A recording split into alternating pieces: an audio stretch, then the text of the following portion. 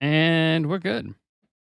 Hey, everybody. Welcome back to arguably, we can't really call this Phoenix Crusade. From the player perspective, I'm still going to leave it there because we're going to catch folks up to what's going on. First off, welcome back, everybody here. Bernogle, thank you for being here, otherwise known as Brendan Green. How's it going, everybody? Bernogle, Brandon Green, whatever you want to call me. And this is Chris Wright, because he surely isn't Wong. And that's but that's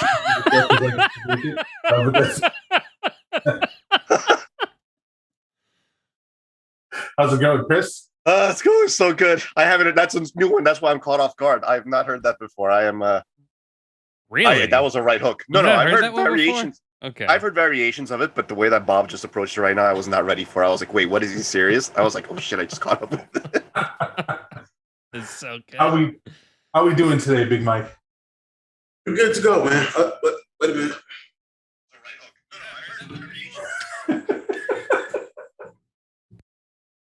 Y'all hear me? Can you hear me now?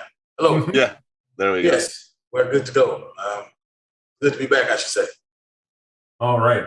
And of course, Brennan, whatever. Okay, so let's get started. We got this going on here. This is it. It's Brennan's a technical guy. We don't live or exist unless he's here. So it's kind of weird. It's like like thanking the internet. You know, you need it to be on here, and that's why you see it. Look, he knows I got a bit of an ego. He says he's got to it's like playing whack-a-mole every once in a while. You just got to beat him the fuck down. It's like the fires in California. You shouldn't add gasoline, right? You should be using the right water. I'm just saying, because it can go forever, and that is kind of like Brennan. I'm teasing Brennan, buddy. I do appreciate it. What dark humor?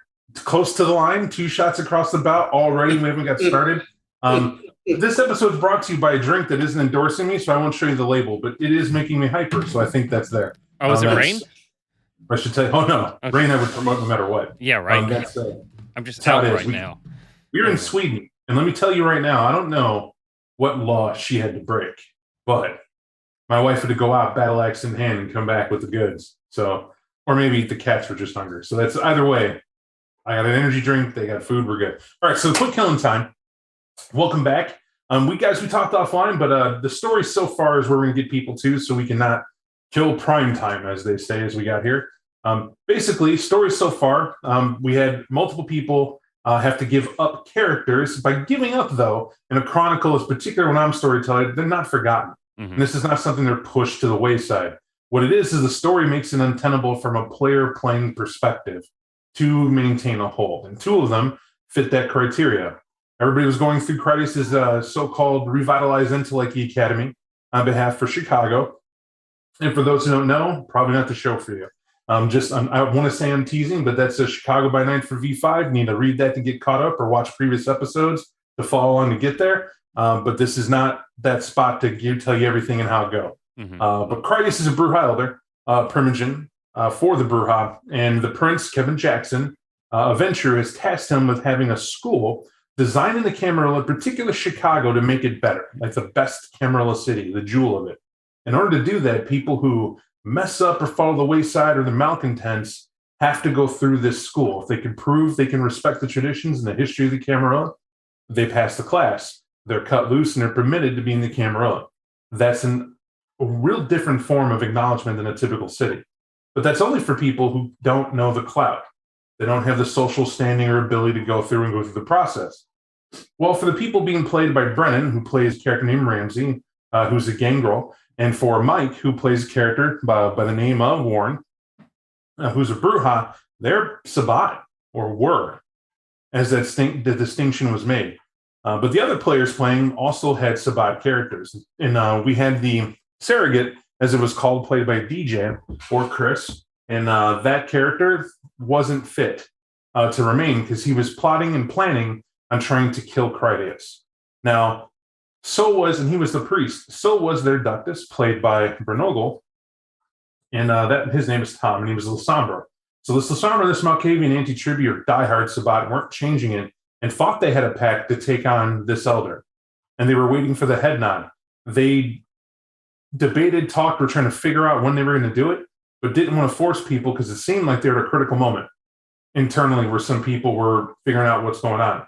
because the Sabbat seemingly forced them forward into a city and cut loose, told them to basically rain hell, cause a distraction, cause an issue, and that'll kickstart the crusade because they were doing so already in the staging ground, i.e., they weren't ready yet for those involved. And since they were already causing noise, they directed them towards the city proper.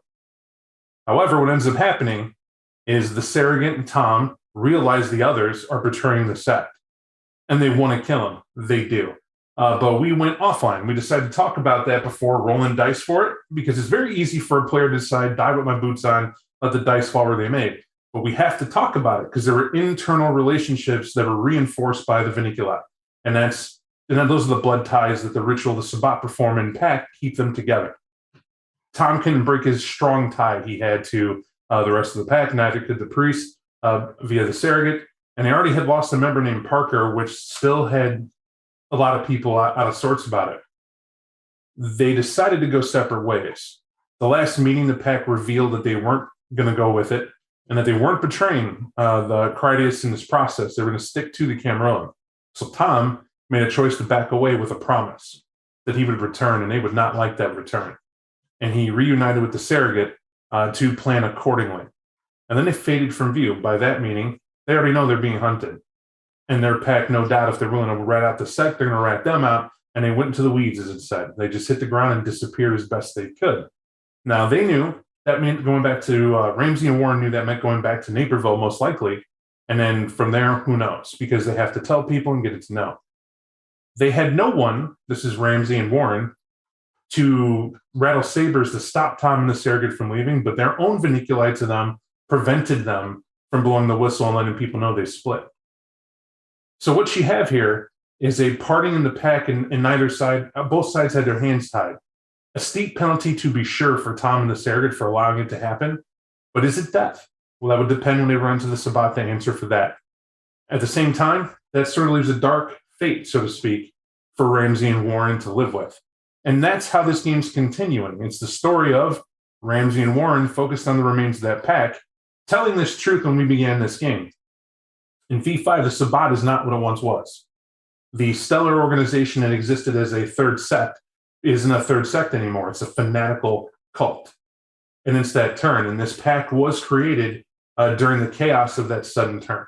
Whatever took place, whatever events were there, they were on the outside of it, like a lot of Sabbat were, and sides were flipped and situations were changed. Would they stay hardcore Sabbat, or would they be something else entirely?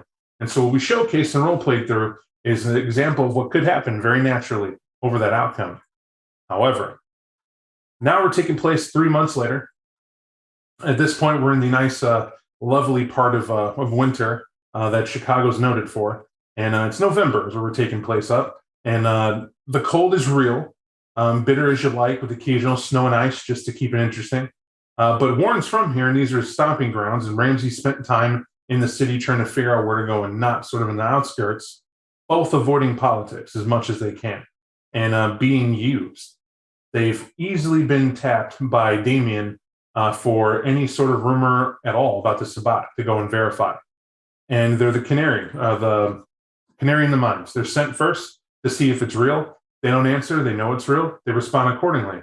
And at any given point, Ramsey or Warren can set the camera up for an ambush and do that and other things, but the cam's prepared for that, it seems.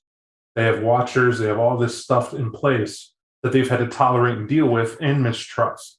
They've had to attend clan meetings for the first time in their existence. And since Sabbat for Warren, being in a Brujah clan meeting is still the same as it ever was, except it's a room full of people who see you as a traitor. He stood amongst them once brand new as a Brujah understanding and returns to them after being in the Sabbat. And a lot of understanding isn't there.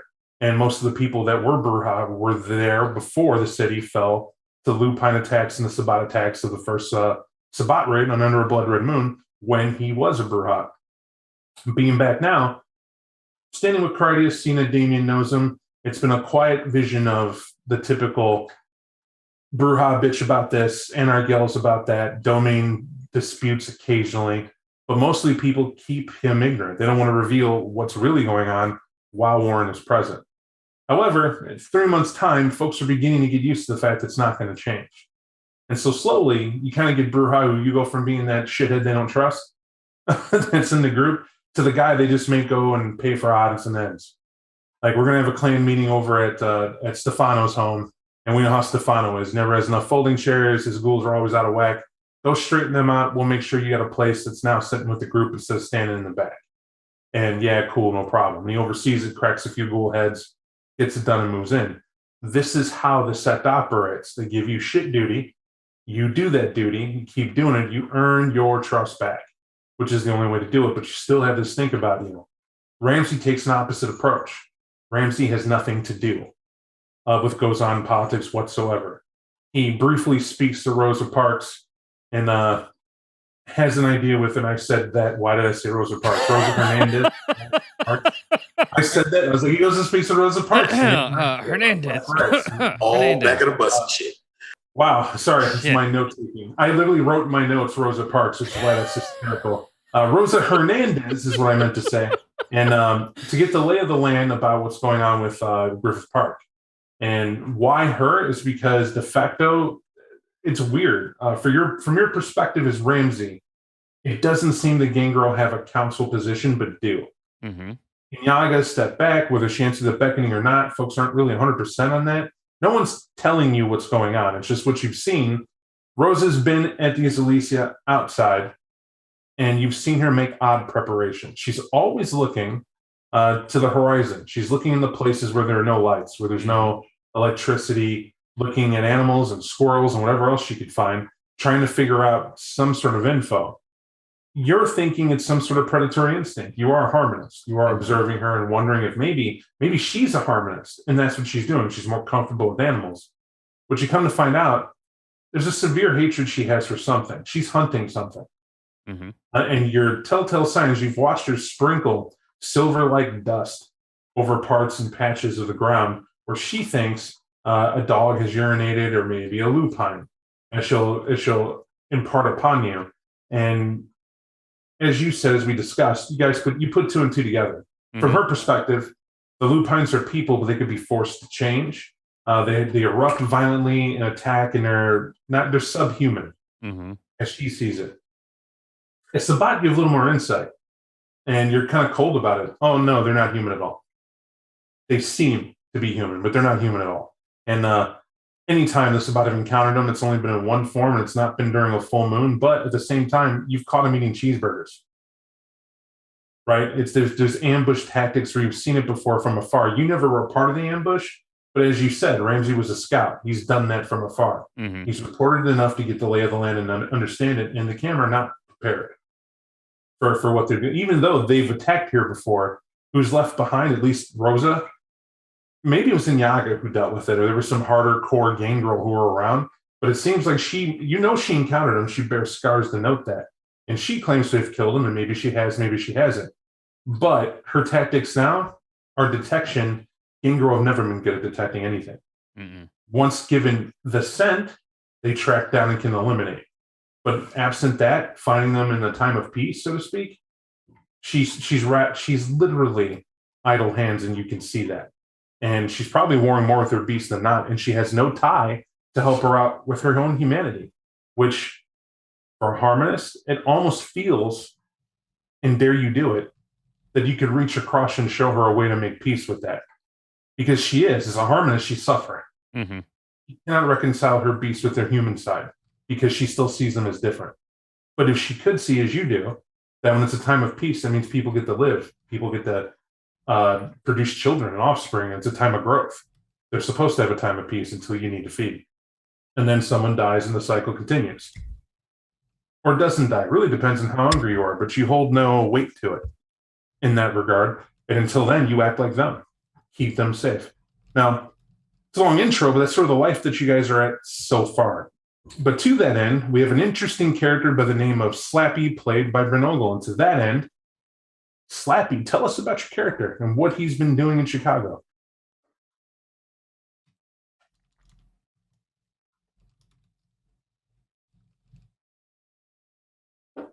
And Brenogle, I do distinctly believe your mic is not there.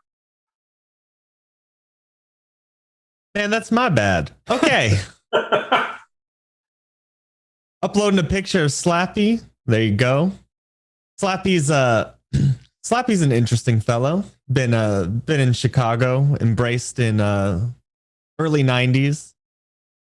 He's very much a part of the civil rights movement, and well, not the civil rights movement, but Black Lives Matter. Not Rosa Parks. Um, but yeah, and he's a jazz guy. Plays at the Blue Velvet. Has pretty good on the horn. Loves the horn section. Trumpet guy. What I would say, what has Slappy done to end him in what is now an Outcast game? I should probably set that up. This game is from somebody on the out, so the character you made was following that, which now is connected with Warren and Ramsey. Where is that connection in the coterie? So Slappy ended up in hot water in the city when he basically got caught on film inciting a riot at one of the Black Lives Matters rallies. He got too into it. They caught him in a rip-roaring speech of, you got to get him. And it got uploaded onto the internet. And as we all know, that is a breach of the second masquerade, though he didn't do anything necessarily vampiric. That would be super still can't be caught on tape. So that's how he ended up as an outcast in this situation. All right. To that end, I want to add and kind of clarify. Where Slappy's coming in at is that he shares a very unique relationship with, I would say, Anita. And Anita Wainwright is an interesting brewhot in the city. And it's known. I want that to be there. And Warren, yes, just a brief reminder if that message was lost in translation. These two are debaters of the utmost when it comes to Black Lives Mattering at all in the movement. Anita comes from an era of Black Panther movement, 100%. Arguably the best in history for what a lot of people feel put Black rights on the map and really countering what goes on. But that's when the American government actually warred with that civil rights movement. That's how that notice got there. That's where a lot of that tension that people forget about comes from. So that is being implemented in game, charged by Slappy. Now, where he comes in, you guys see a white blues player, but folks forget that the Black Panther movement it was Black focused, but there were supporters, quite a few, for civil rights that were there, that had their back, that believe in people. And that's why they were there to give that. Slappy's part of that crowd, and in particular, the Crips. Now, real quick, Bernogle, what do the Crips stand for at this point when you came into the picture? And by the way, it's CRIPS. We're not talking about the World of Darkness. Crips, that's CRYPTS. That is a World of Darkness version of the LA gang that comes about. And that's the one most affiliated with Kevin Jackson and some others that come through there. But that's not what we're referring to. There is an actual... Yeah, Slappy believed when Slappy came into the Crips, it was what they stood for before, which was originally Community Resources for Independent People. Now, the importance here is that he said he was embraced in the 90s, so you get that. So somewhere along the line, he gets involved in civil rights, learns this, and actually wonders there's an organization that still exists that recognizes what the Crips once were, and there is. There is still an outreach program they have that is based in LA that dwindled. It went in 3 different directions, just like the Black Panther movement did, and they don't take these sensational names anymore that draw negativity to it, and they help and support that. But Slappy is controversial. He's an individual that believes that's what it was, that's what it is what it should stand for. There's nothing wrong with the name, and stands on it. You have to understand that is exactly why him and Anita get into a heated debate. He's a white male who's talking about Black rights, and he doesn't focus on Black rights. He focuses on the community, and it's universal, and it's everybody. And Anita's like, we're still getting shit on. It's not for everybody. Blacks are still suffering in this city of Chicago. Like, can we focus on what's here? And Slappy's like, yeah, we absolutely can, and everybody else. And so these two circle and fight. But there's a reason for that. There is a public enemy number one, and really 2 of them we're going to identify right now and get to later. One, their sire. His name is Cornelius Furious Black, is what he's known for. And in terms of Black Panther, he was the Black Panther. He was a public enemy number 1. in the city of Chicago. When he came through on a minor level, Kevin Jackson failed to ghoul him. Multiple people wanted to get rid of him. He was better off shot. You did not make this guy a vampire. It would have been bad. And it was known.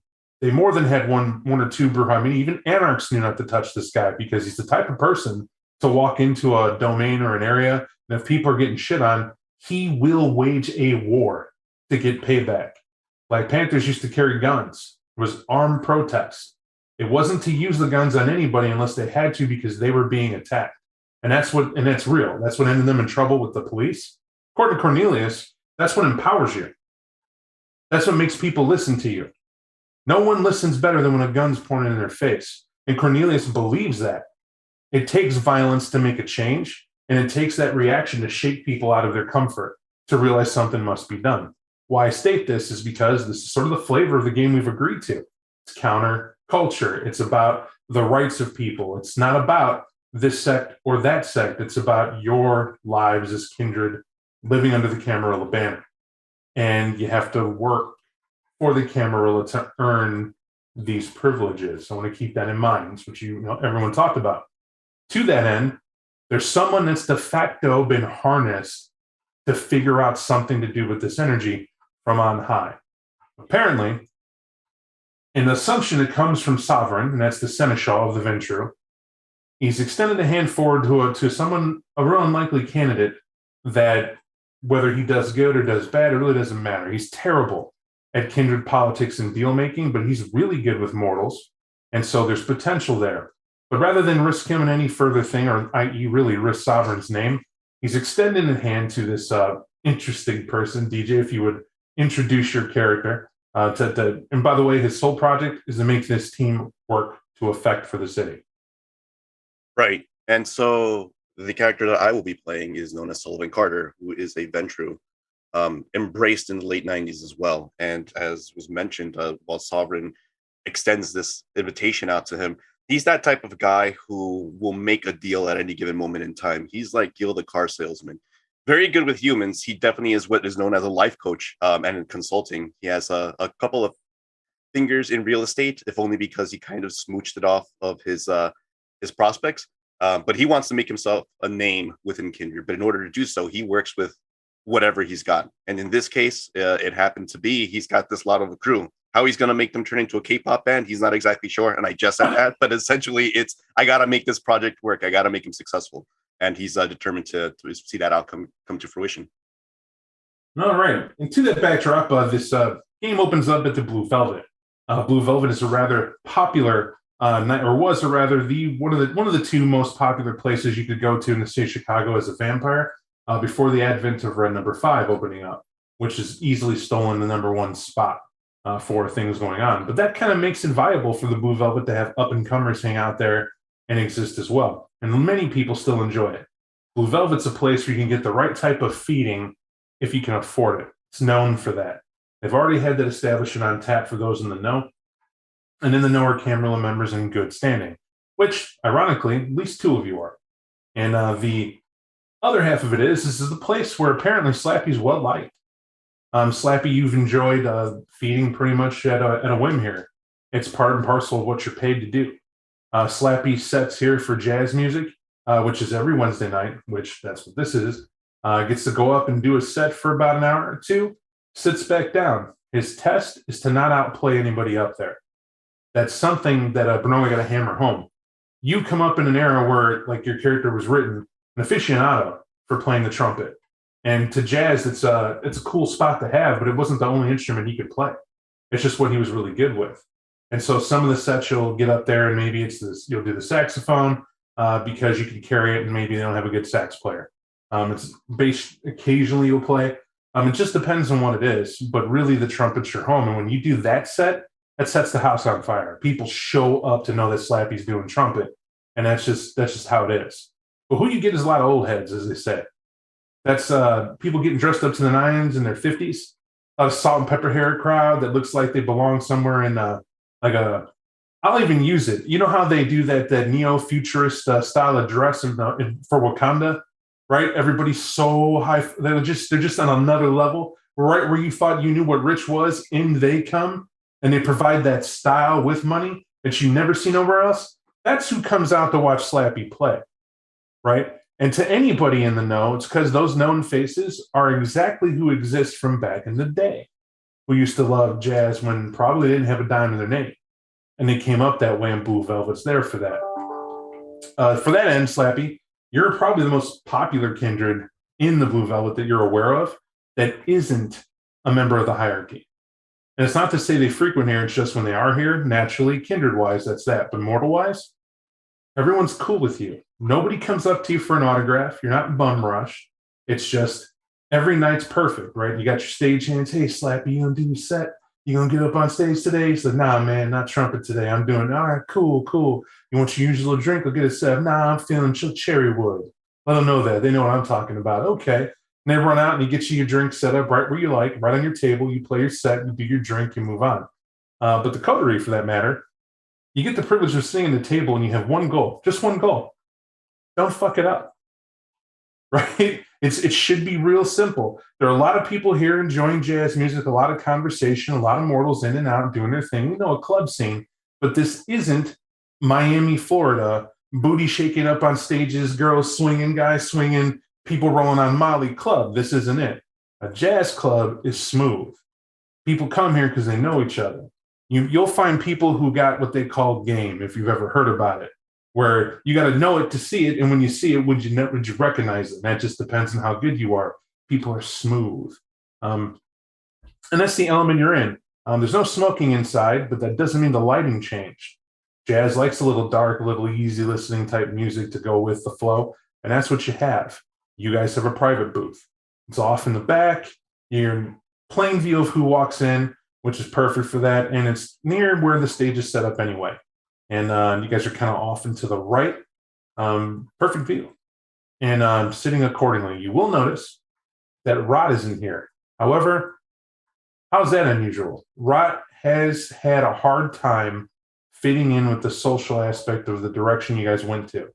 Number one, just be aware Rod has told you numerous phone calls that he's been harassed by anarchs from one end to the other. They feel betrayed. Right? Stuff's being thrown at him that he was Sabbat the whole time. And what goes on, he's even lied and threw it and said, whoa, I'm still Anarch. It's just I was getting these guys who I knew in the Sabbat to come see the light, and it worked. Like, it's not all bad. And everyone's like, yeah, sure, whatever, you're full of shit. It's like he betrayed him and they don't want to believe him. And so Rod's been doing a lot to kind of let that die off, that stink blow off him, to sort of hang out. But you know the truth. For the venture of the group, it is known. You had a board meeting. Rod is a guy who needs to be watched. They have tasked you to watch him. That's one of your key people here because he's a Nosferatu, and you'll know above anyone else, the Nosferatu have not been active. Not at court. People haven't seen him, and the Anarchs, they haven't seen him. Something's going on, and it's making people really nervous. So much so, the report from those who follow in the Church of Cain, which they meet every Sunday, it's on high. It's been the first to disappear in any jihad or the Nosferatu, and when that does, it's supposed to be a sign of the antediluvians and troubles afoot. However, you'll know it. You heard it from Ballard, which is also what's shocking. Ballard is not like, as we portray him, he is that fat, obese, whatever, but it's power that Ballard is representing. The power to be whatever he chooses in whatever excess to be how he is. He is a hedonist mixed with greed, and he wears it well.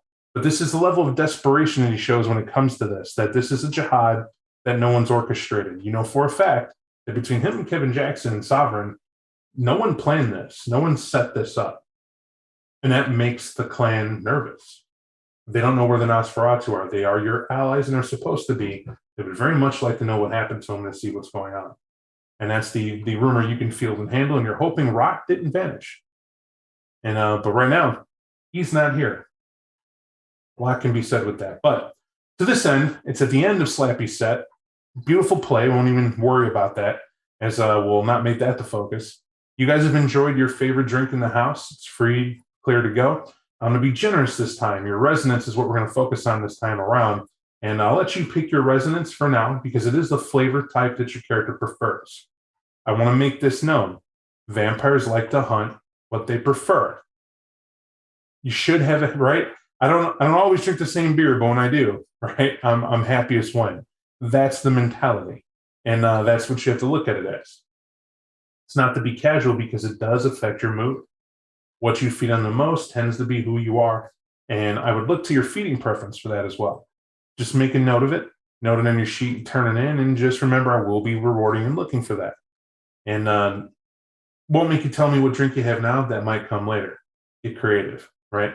When we refer to drinks in the Blue Velvet, they're all coded, right? It's like ordering a fluffy lemonade.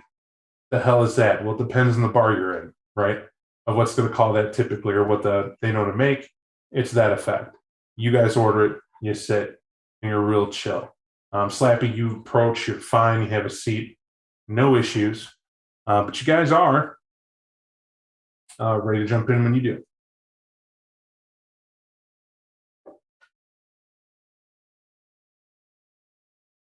Sullivan will take a look over at Slappy and just kind of do a slow clap. He's like, "You're on the mark, sir. You do this all the time. I mean, I'm not sure why we don't make it any bigger. Did you even consider you want to probably, take this show on a better road, or are you just content being here? I'm just curious." Flappy will take a seat and take his hat off and set it on the table, his fedora, and he'll just smile and he'll be like, "Nah, man, I'm happy playing here, Good people, good vibes, just all around. I don't need to. What? You want me to tour? Nah, that ain't the life. This is home. Comfort." He'll raise a brow at that and he'll take a look over at Ramsey and Warren. Gentlemen, your thoughts on that? I think it'd be a shame to waste a prodigious talent. Not that headlining the Blue Velvet would be a waste, man, but for a people person who also has a talent that people love, why hide your light under a bush, so to speak?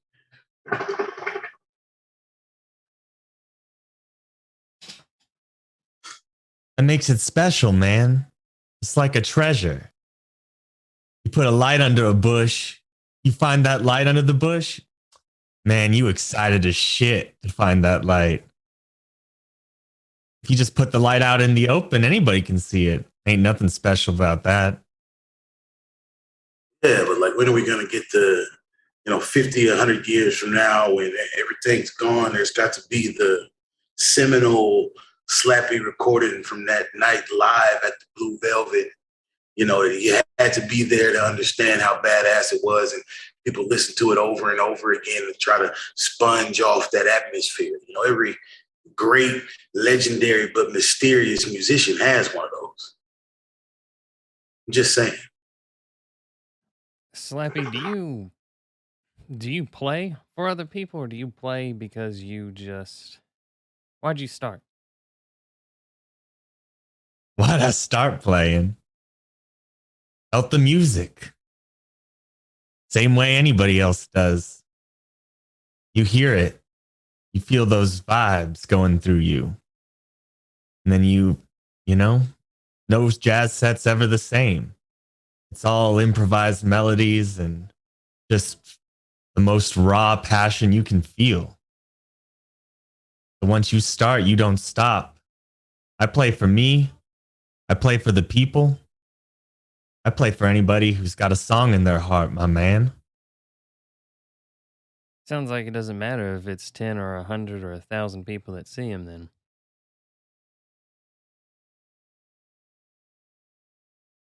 Fair enough. Fair enough. Hey, out of curiosity, you guys seen Rot? Nah, but he's got that way about him, right? I honestly don't know. That's why I'm asking about it. I mean, got to make sure that, well, and he'll kind of tap on the table with like a single finger before he just kind of looks towards the doorway. He'll look over back at the group and it's like, we don't sit here by coincidence, gentlemen. We're on display as well. Like Slappy's on display at the stage. We're on display here. And there's a couple interested folks that are going to be looking your way to find out what happened to the trio that, well, I don't want to be impolite about it. However, one of you is missing, and I just need to be able to see whether or not we have a story behind it. It's not good when he's not around, especially recently. Well, it wouldn't be the first time I've crafted a narrative. Are we talking about damage control right now, or just best practice? Best practice would probably be it. Gotta just make sure he'll adjust his collar. We look good for the others as well. You're always on display. Could always call it. We could. I'll try to call. I mean, I don't expect anything, right? But I'll pull out a phone and try to give Rod a phone call, see what happens. I mean, it's not that it's a matter of how fast it goes to voicemail. It's that it's set up to do hardly a ring before it clicks over to a voice messaging service.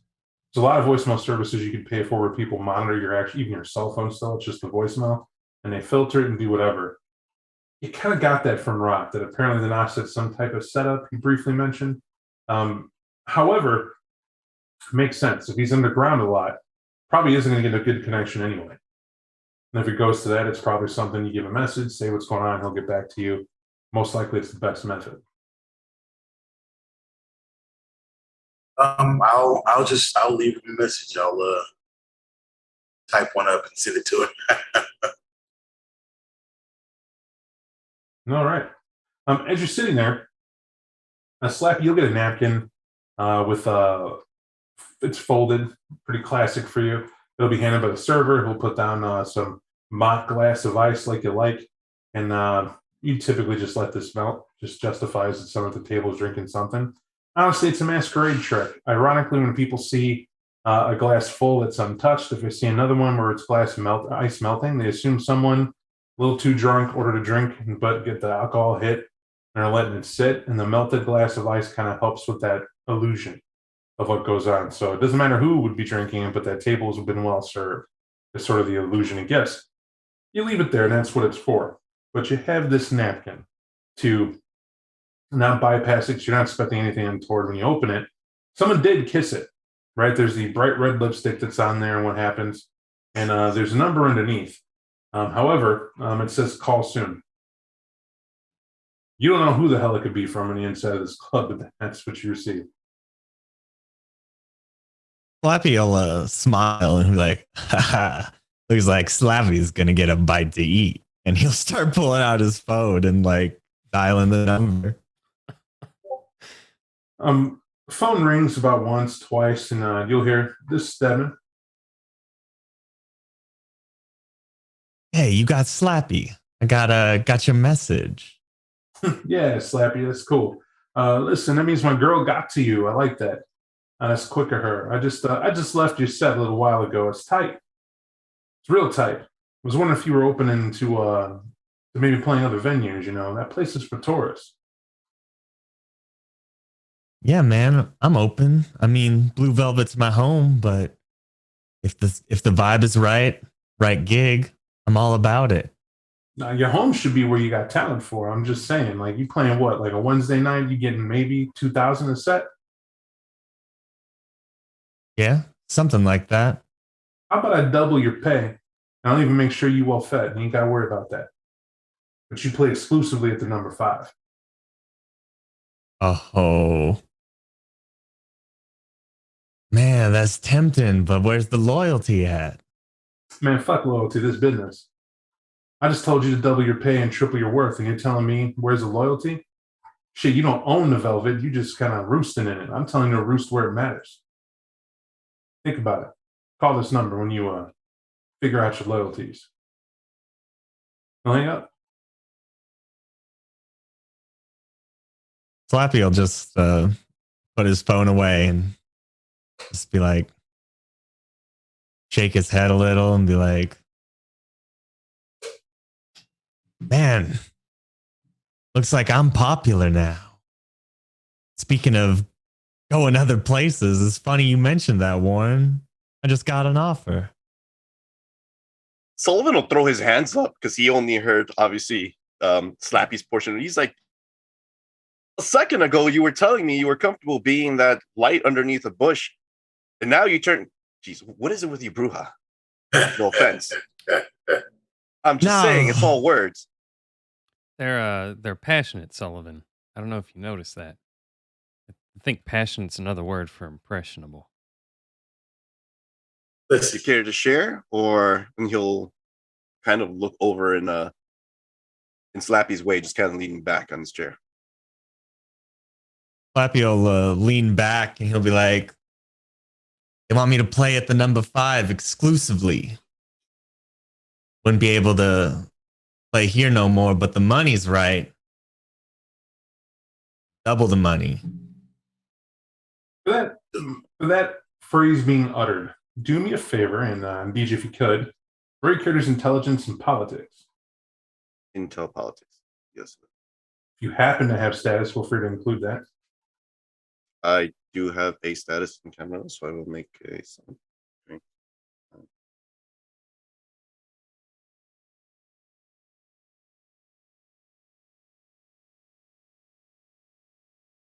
Oops, my apologies. That is.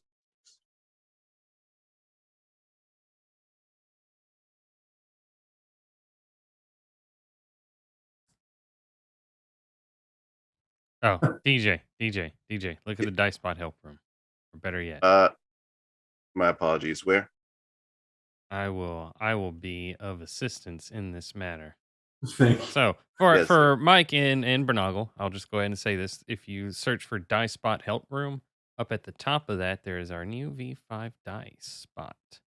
However, I will quickly paste this for your reference, DJ, so you can see it, and I will pin it in this room. Thank you. So it's pretty simple. It's /V instead of exclamation V. First Got one it. is your pool. Second one is your hunger, or difficult. Yeah, hunger, and then the third is the difficulty. There's things for willpower reroll and random resonance. Now, what you notice in branch up, you know it's not active. Hmm? In this room? In V5 Phoenix Crusade room? No, the dice spot. Oh, that's that thing. I totally didn't flub this up, and I'm really glad this isn't, live put out for everyone to see this. But it's Hey, you got to know it's real try somehow, again. right? all right, where Realm of Darkness is there. Do it now. No, the diff is 2, DJ. You got it, sir. All right. So slamming this home, you kind of know the ins and outs of this. We'll call this a situation, right? You do recall this red number 5 being all the rage being brought up, and it's all the rage because the prince wants it to be. Blue Velvet belonged to some interesting Euro trio. You don't remember. It might have been Malkavians. You're not real certain how that fallout went. You don't even remember the entire drama that came from it. What you do know is that Stedman, this guy named something Stedman, you forget his first name, smoothly came in from nowhere and was kind of thrown a bone by Jackson. He made this claim. Nobody knew. He couldn't verify who his sire was. And he implied it initially it was Ventrue when it was the Ventrue due. When it was checked upon, no one could verify what his claim was. So instead of his execution, the prince gave him an opportunity, claiming that if he really was Ventrue, he could be given anything. And that in particular, what he was good at, especially what he was good at, and the claims he boasted was being a club owner, that he could do that and turn any club around and compete with the best. That's exactly what happened with red number 5. He was given a property, he was given a place, told him best of luck. And all he had to do was beat the Asylum and red number 5. Now, the Asylum is a chain club that does have a place even in Chicago, but its origins, right? That started in LA, that's where it's known, and that's where the original is, but they tried to do a spin-off in the city. Didn't go so well. Or rather, I should say, red number 5 does it better. We're talking from a kindred perspective. Mm-hmm. This guy Stedman, the whole hierarchy, even participates in this. We're talking everybody, and it's not just because the prince goes there when he chooses. In fact, we know it's a favorite feeding ground for Jackson for that regard. At least that's the assumption. There's a lot of men and women that he entertains there, and most of them will come with him back to his estate afterward. And it's assumed a prime rack feeding spot for those who are permitted to be at red number 5. A lot of prestige, super hyper list. If you're not on the list, you don't get in, and that doesn't matter who you are. However, if you're in good standing, you're never refused in red number 5. You're always on the list. And that's according to, honestly, a lot of times, Annabelle. The uncomfortable aspect is that this guy Stedman has sort of a devil's deal with Annabelle. She keeps him in the know and on the list and all the popular Elysian that are coming up to let him know when to make a show, because you understand him being clanless, very hard to live from under. So he mostly stays in number 5 until, right, those events come up and he shows. On the other end, Clan Venture agrees not to embarrass him when it comes to that because of his popularity, and he did prove the prince wrong. Right? You know, you're not of worth, because if you could turn this around. He more than turned it around. He made it a popular place, and Jackson really doesn't have to do anything, but as long as he maintains that calling card, he could be there. You also know, because you rolled so well, the third truth is that Jackson has become more open-minded outside of the typical Ventrue stodginess. He's not your typical Ventrue, but ironically, he's real traditional on a lot of the vampiric calls, because why change what the greats have laid down? But he's seeing a lot of positivity from doing it his way. 1, Crichton's is school. Number 2, kids don't have to be staked and thrown out for the sun because they don't know their claim. Right? They can be put to purpose. And 3, sometimes all you need to do is give somebody who seems to be failing a second chance, and that's where you guys come in to prove of worth. And that's an example. This guy Stedman's part of that. So it's not a bad thing, but that's what you'll know about red number 5 and that guy. He'll take the opportunity to look over at Slappy once more. He's like, so why aren't you biting at this bait being dangled before you? Man, I just got done talking about how this place is my home. It's comfortable, right? It's just, I get a call out of the blue, double the money. Shit, generally, if something's too good to be true, it probably is. Have you negotiated with him? Not that was the phone call. No, that was the phone call. You never take the first offer. You gotta learn how to haggle, right? The bad part about living out here in the West is they're usually a fixed price.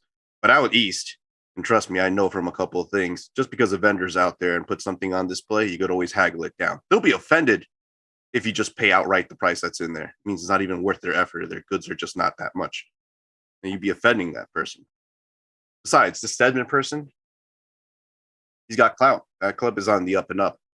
And to be honest, and he'll motion over to Ramsey and Warren, right now, gentlemen, we're trying to do the most we can to create that clout. We want to get out of trouble, right?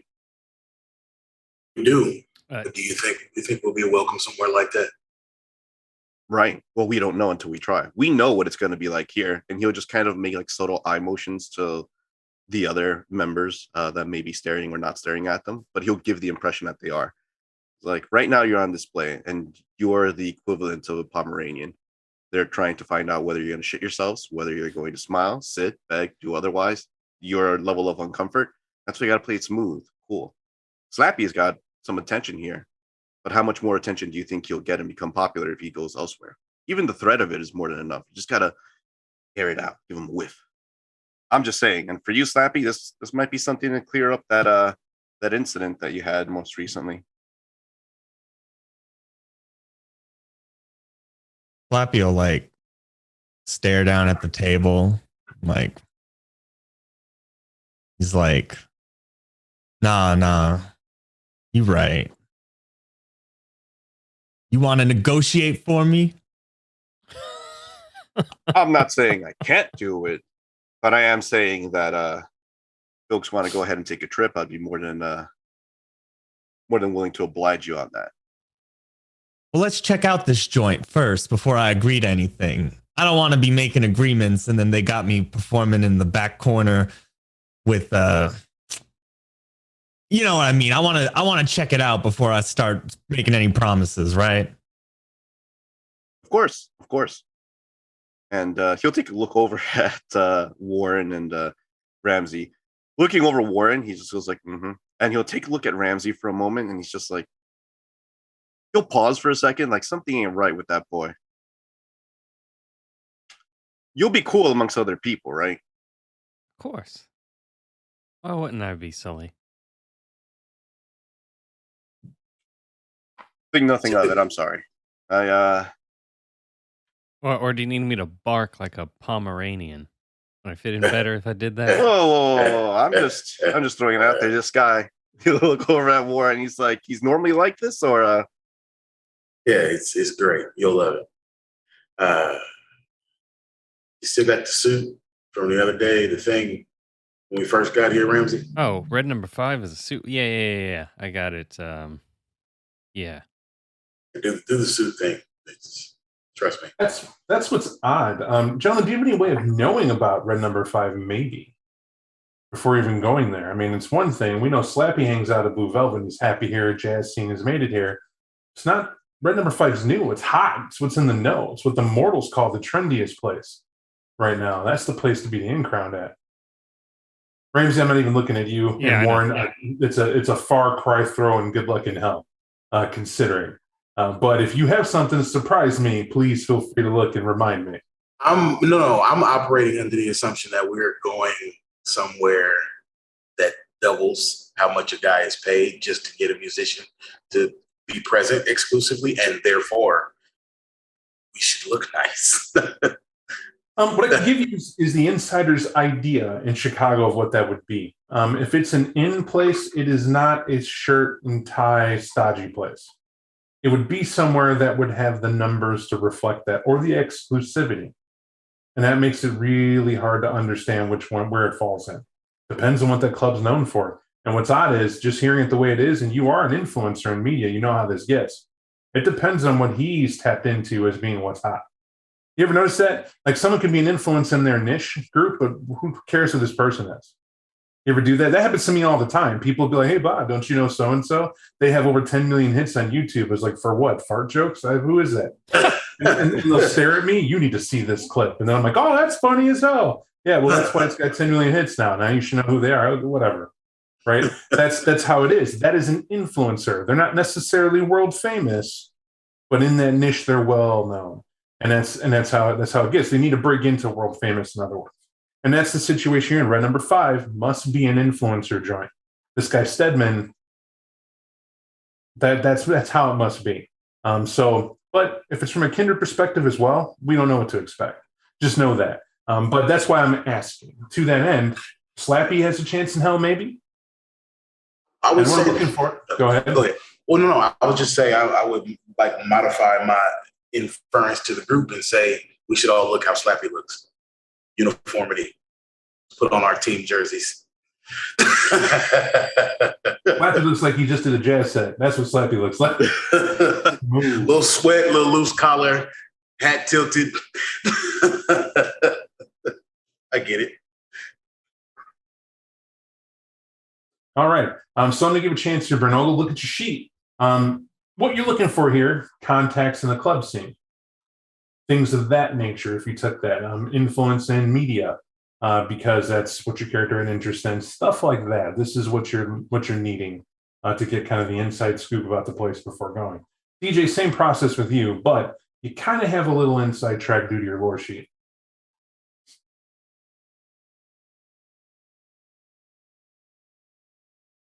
Let me see. I mean, I would definitely hit up my retainer, who's a producer. That's brilliant. When you talk to him, you're a producer just on a text. You're like, yeah, you heard about the red number 5. He'll get back to you real quick. He goes, yeah, it's a real popular joint, real exclusive, got to be on the list type of place. I could go ahead, though, and call ahead and see if they'll put you on the list, though. We'll see if we can get you in next week. I mean, you're pretty popular, at least on the jazz scene. That alone should be a thing. They had a thing on there looking for talent as well. They're always looking for talent.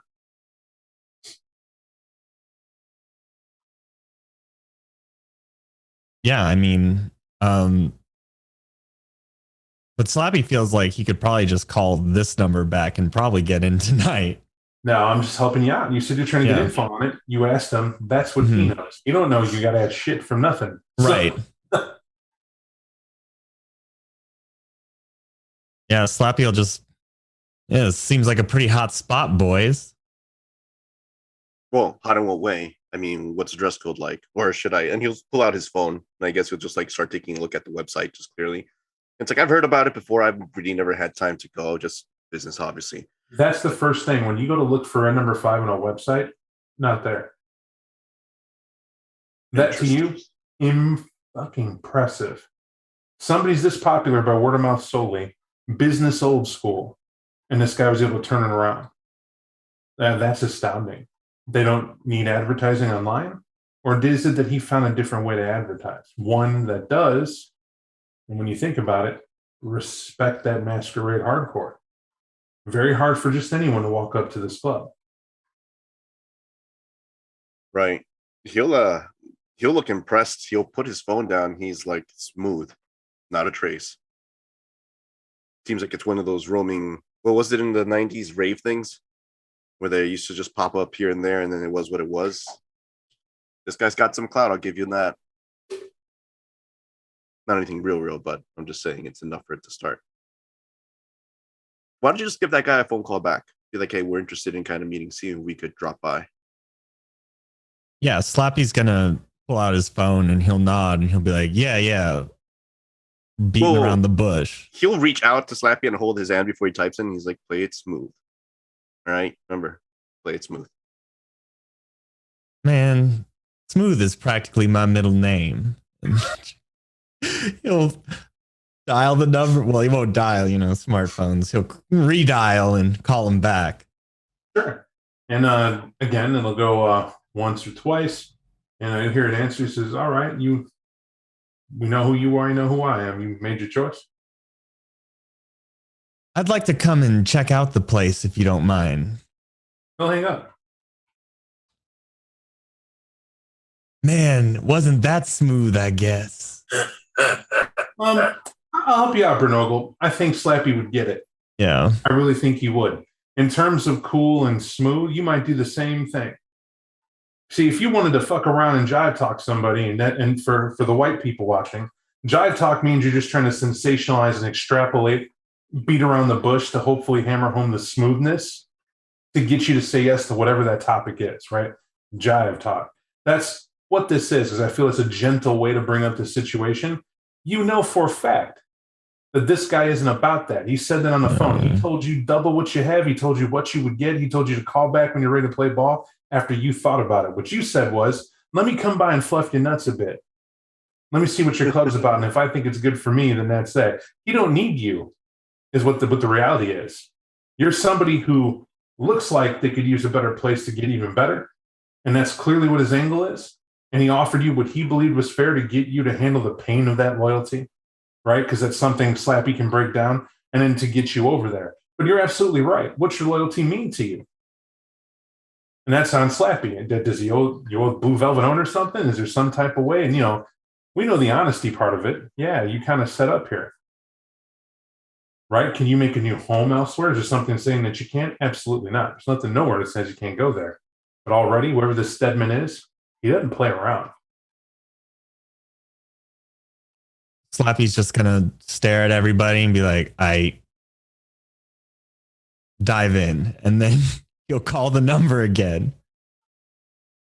All right. This time it goes to voicemail. And Slappy will just leave a voicemail and he'll say, yo, I get your point. I'm ready to play ball. And he'll hang up. Okay. Now, I don't need to tell anybody it's business 101 is what you're hearing right here, DJ, for your character. The first time was a negotiation. You're very right. That's the honeymoon. That's where we can bullshit, chew the fat, talk numbers. You can change what you want or whatever. If he didn't say enough, then that's what the second phone call's about. I'm interested in your offer, but I think the money's a little low or it's a little high or whatever you want to say. I'm going to need these contingencies. And then that's the last and final straw. If you don't make a decision by then, it's up to that person whether you're in business at all. However, if it were you, if someone called back twice as someone who said yes. However, they're saying yes in your terms. And that means that may not be that price anymore. Right. And so whatever was stated and what was there, it depends on how smooth Stedman is, how much you want to rake it over the calls. It's a very draconian way of it, but it's business. Mhm. That's the risk he has. Now, you know that, but you can tell clearly Slappy's just sort of like, well, I got the voicemail. It's cool in the game. He'll he'll look over at the other gentleman and be like, this is everything we're talking about, gents, right? We're in a position right now. And what just happened right there, that's what you can anticipate out of the Camarilla. This is what you can anticipate out of what we're doing here and how we're gonna have to work things out. Slappy just made that phone call. First time around, I kind of figured, I should say, and he'll take a quick look around his back just to make sure that no one's around. You never know if these Nosferatu are around. There's that slight amount of paranoia that will always strike someone, right? Even when he'll lower his voice down a couple, and he's like, he had him on the ropes. He gave him a number. He took it. Second time he called, what was it? He hung up on you. Is that what happened, Slappy? Yeah, just hung up on me after I asked to come check the place out Right. Why do you think he did that? because he knew he didn't need to. Right. That's exactly the point. Now, I wouldn't be surprised if he calls you back, if he does at all, and he tries to undersell you or undercut that amount that he said he was going to pay you. That's why you try to play ball and negotiate the first time around. Let that be a lesson for next time. That should have happened in the first phone call itself. But it is what it is. Hopefully he'll give us a phone call back. If not, he'll go back to his phone. This is an interesting one. I don't know whether or not would my influence in high society be able to assist me with being able to see whether or not I have someone I could hit up in the contact or make myself appear on a list, especially for something like Red Number 5. And that's a lot. It depends on what your goal is. Do you want to find out more about it? Are you looking for an info base? Or are you trying to put yourself on the list? I'm trying to put myself on the list. That's a role. That influence isn't that's what you do with it. So if that role is going to be your charisma, you're going to roll that influence. I'm going to give you 2 bonus dice for one reason. One, your low sheet grants you a little privilege in that. But the other one is for the simple fact the way the situation is set up and you know what's Slappy, you know what to expect. You can kind of lay the groundwork with all the info you know about it, knowing the name Stedman, knowing number 5 and how smooth it's operating. We can see the result of this. The difficulty is 3 nonetheless. Gotcha.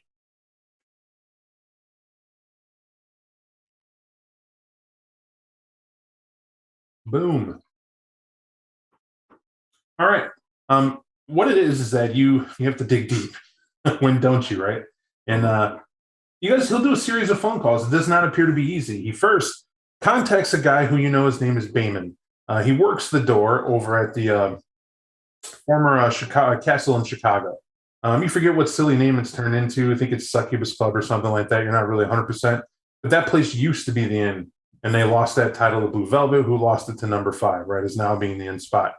And when you contact him, you know that he tells you he plays the field, that what to expect from number 5. Number 1, if the door guy's still his friend Craig, pretty exclusive, but Craig can be negotiated with someone. But the thing is, it's blacks only. And they'll tell you that up front. So they're pretty dominant about that. It's this African dominance they have there. And it's not that it's members only. It's just they do it to exclusivity. But, man, there's jokes about it that they have going on where it's some smooth cat who's like the king of gangs or whatever it is. I forget his name. But he goes there all the time. And apparently he knows a lot of dangerous people. But none of those people are permitted in the club at all. Just him. And he comes there typically with a girl or two, enjoys himself, and he leaves. I think his name's TJ or RJ or something. I don't really know. He's just a smooth dresser, a pretty serious guy whenever you see him. Probably the best dressed guy in the room. I'm told he really flaunts his money. But everybody else dresses normal, right? It's a club.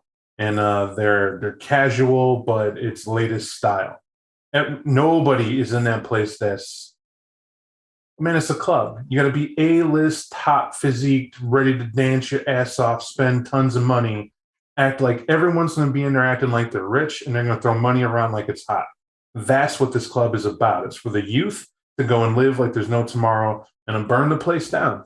That's what they're there to do. To get on that list, though, for Craig's sake, he's going to need some ends.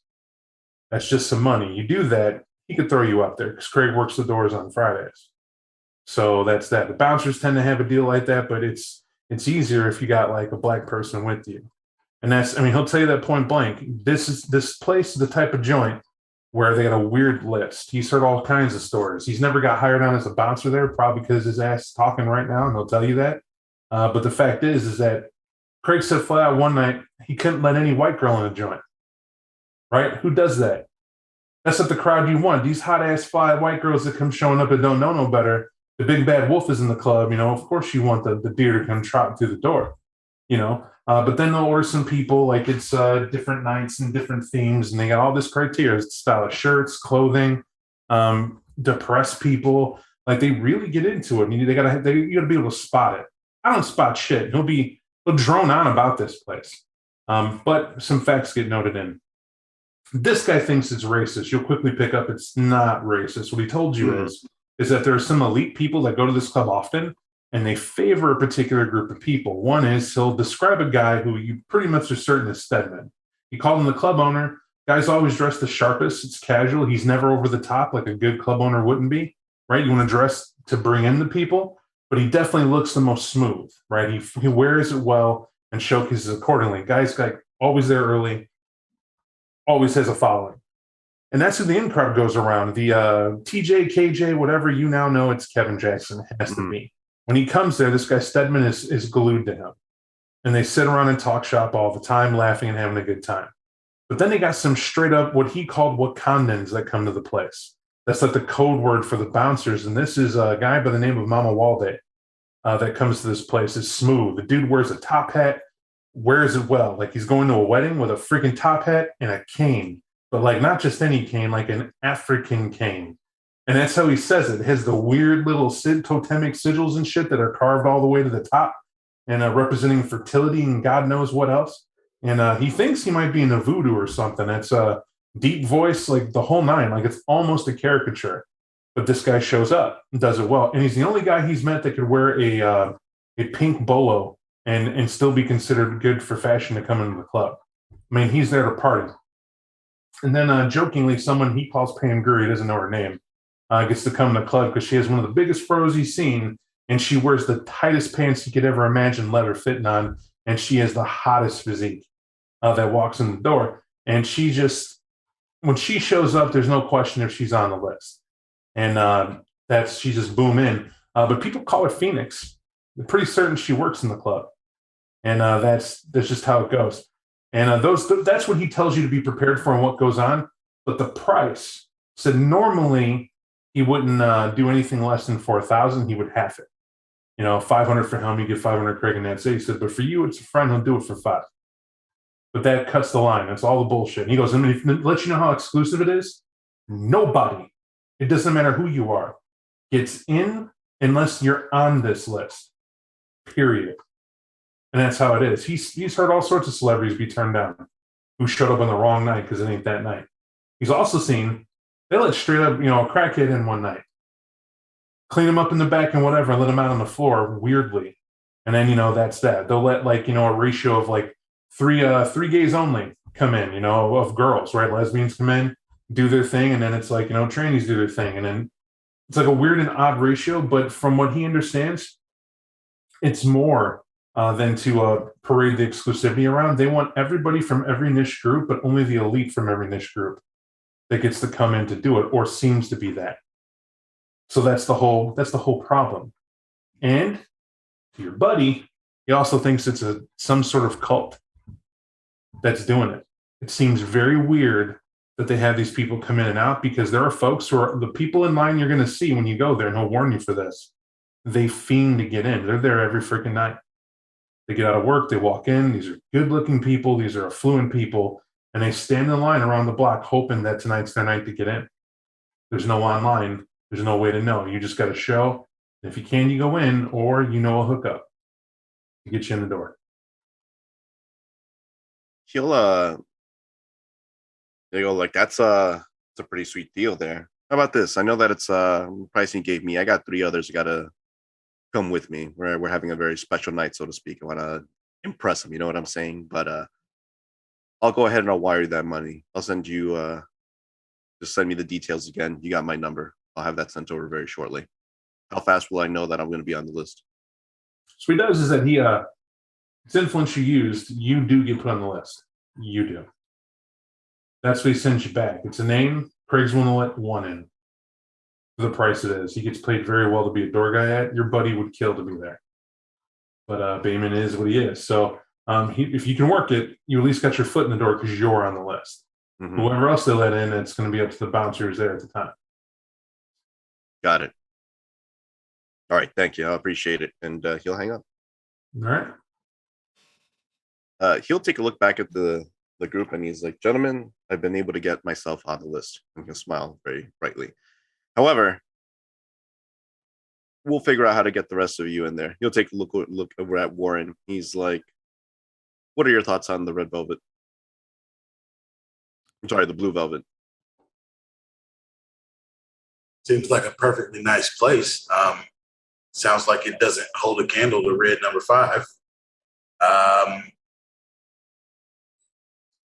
mean, I guess we can hold it down here if we're not all welcome. I tend to be able to talk my way in if we all go. I'm indifferent. Good. He's like, the only reason I ask is because where we're going is not going to be this place. So I know you'll probably be able to go ahead and do it. We've spoken about before, and he'll have like a soft smile, almost in terms of familiarity, just knowing, Warren from days before. He'll be like, I'm going to need you in there as well. We're going to have to work this the way we did a long time ago. It's going to be a 1-2. I'll be able to get us on the list and walk up. Chances are you and me will be able to do it. As for Slappy, we're going to try getting him in. And as for Ramsey, and you'll take a look, I'm going to tell you right now, this crowd's going to be the elite of the elite. We're going to be doing a lot of talking, a lot of moving. You need to be able to smile, right? I'm going to need you to smile a lot more often and not do that thing you and your crew used to do back in the day, right? Because you mess it up here, we're all dead. And I was like, I put a lot of stock in all of you, so I'm just throwing it out there. Ramsey will smile and look at Warren. He's like, yeah, I got you. Oh, shit. No, Warren, man, this guy, I'm serious, man. Is this guy good? He'll kind of tug out his collar a little bit.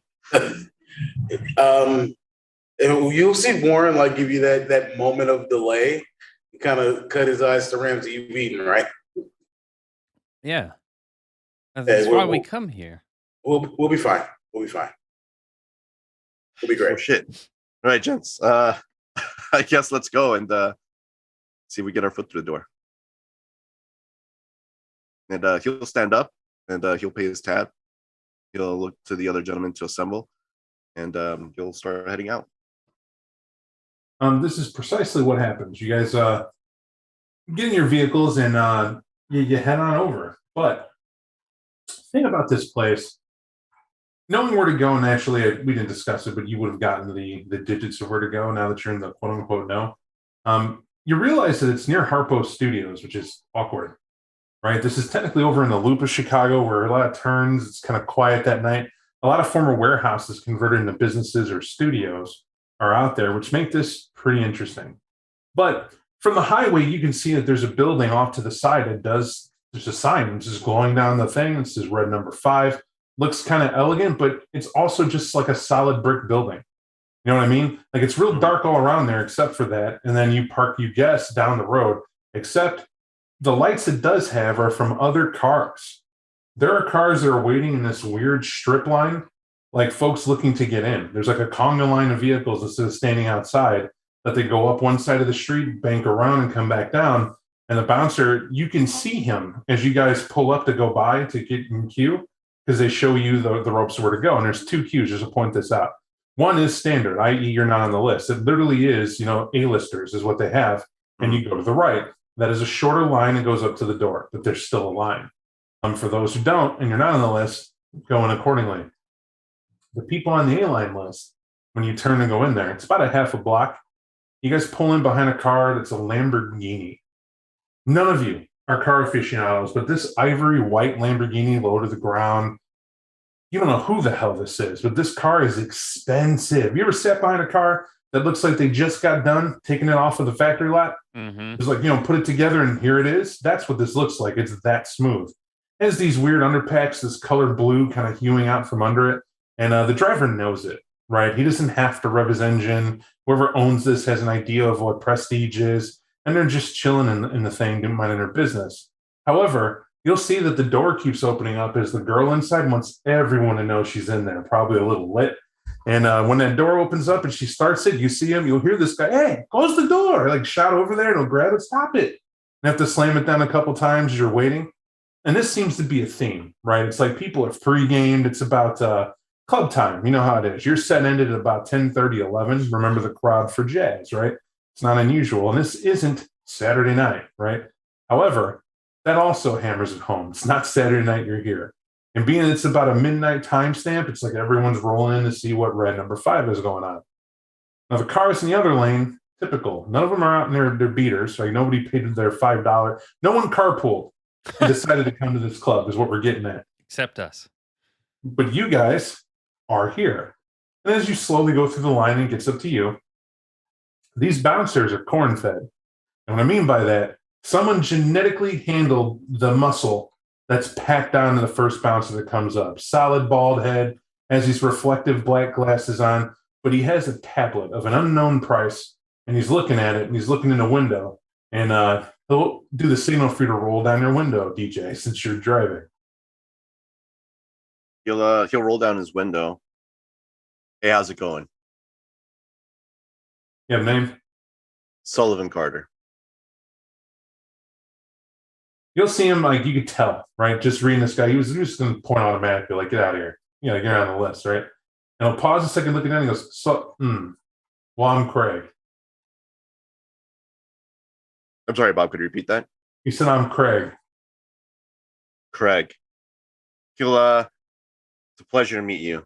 He'll dig into his he'll dig like into like the side of like the center console, and he'll pull out an envelope that seems a little bit thicker than normal, and you'll be like, Craig, it's been a good night for you, my friend.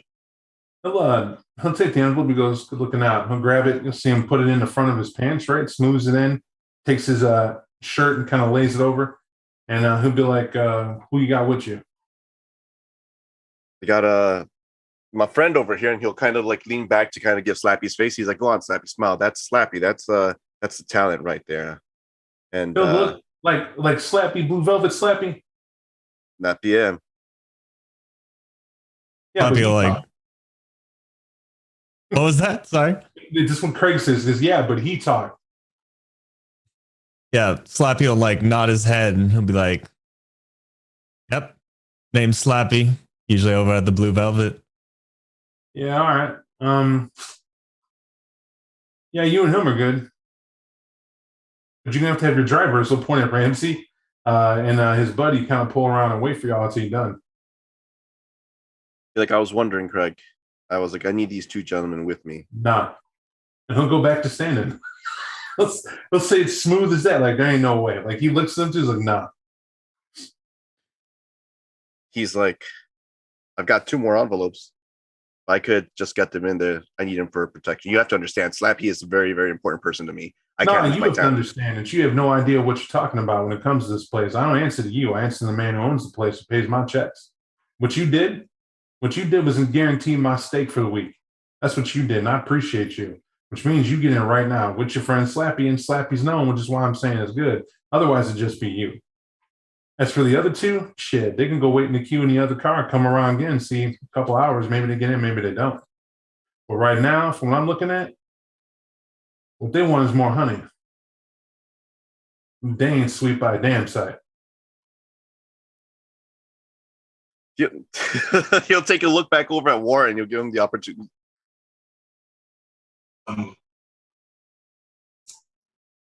You know, I think that maybe, possibly, we might have. We all here for the guy, right? You know how every important. Bust it up, man. We ain't doing this. He'll step back away from the car. He'll be like, come on, man, get out, have him park, do your thing. You're holding up the line. Let's go. Let's go. It's cool. Sullivan, go ahead. Go ahead. He'll stand back up with his friend and the dismissive attitude. Why not having Warren roll? Warren, you've done his role before. Yeah. You understand it absolutely has nothing to do with that guy. He's paid to do a set criteria. That's it. He can't even negotiate. And you saw him already play dirty in a setup your man had. Yes. So that was that. And so you knew that, and so that works, which is why I was a saw Brent on space, like, oh, shit's about to go down. Or Warren knows how this works. And you can make a stink with this dude. You might bullshit him, but then the problem gets carried inside and where you at. Mm-hmm. And that's where you're at. Now, could do the queue, could not do the queue, however it is. But the point is, are you and Slappy going with just you two? He'll take a look over at Warren. He'll be like, listen, this is this business. We're going to try taking care of that. He'll motion. There's like 2 envelopes in the center. I trust. We've done this before. I got you, man. I got you. Just keep your phone on. Just make sure the driver knows what he's doing. He can't not stress enough that this humanity vampire is taking a look at another creature that he just doesn't. There's something about Ramsey he's just not getting. He's like, take care of your boy, all right? We'll be back. I got it. I got it. All right, got it. Come on, Slappy. We got work to do. Ramsey. Sorry, go ahead. Slappy just gets out of the car and looks at him and is like, sorry, boys. Got to pick and choose your battles. Of course. All right. For that moment, that'll award you all 1 XP. I think that's a good group consensus for accepting where you're at. Masquerade's held, play to your role. That scene is successfully conquered. To let you know, I'm not going to give XP at the end. I think going along and knowing what that's for is better. And that's what you net right there. Successful. Plan implemented. Use what you needed to. You get the idea. However, rolling forward, for you guys who are going in, red number 5 is weird. Like right where you get let out at, it's under the sign. You walk and you go down the side. You walk down some steps. You get in the door. When the door opens, you can hear the music just bumping. Right? It's a natural house set, but it's the type of stuff that makes your heart just groove. Right? Mm-hmm. And that is not the picture that I saved for you. 1 second. I've committed a faux pas. Storyteller loading. These things happen. Can I get ST music loading? Is that ever a thing? Do. That's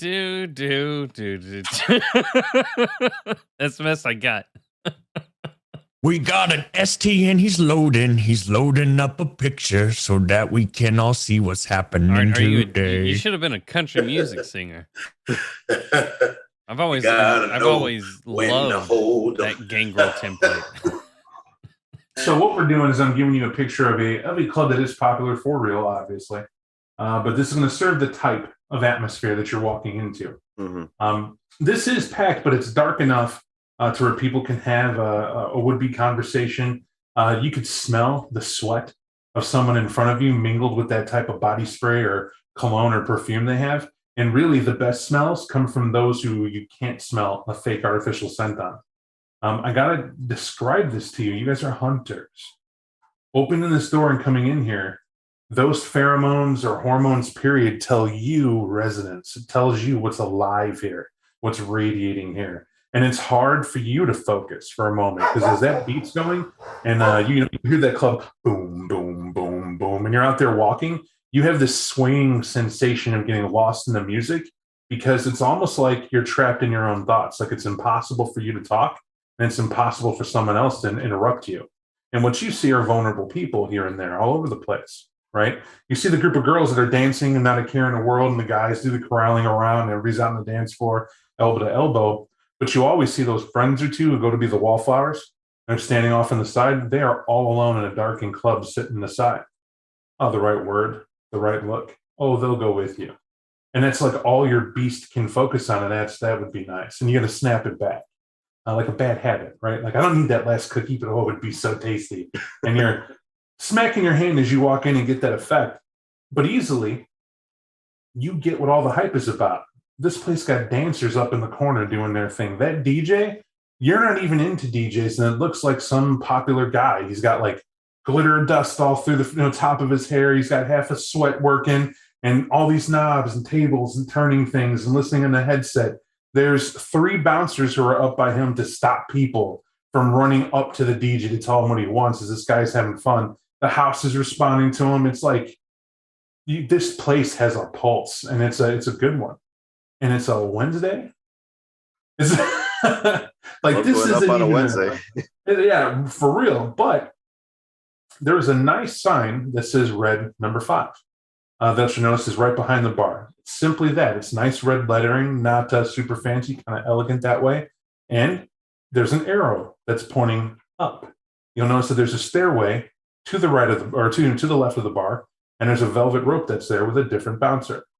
And this bouncer is wearing a suit, calm as he can be. He's not a giant that's drawing attention.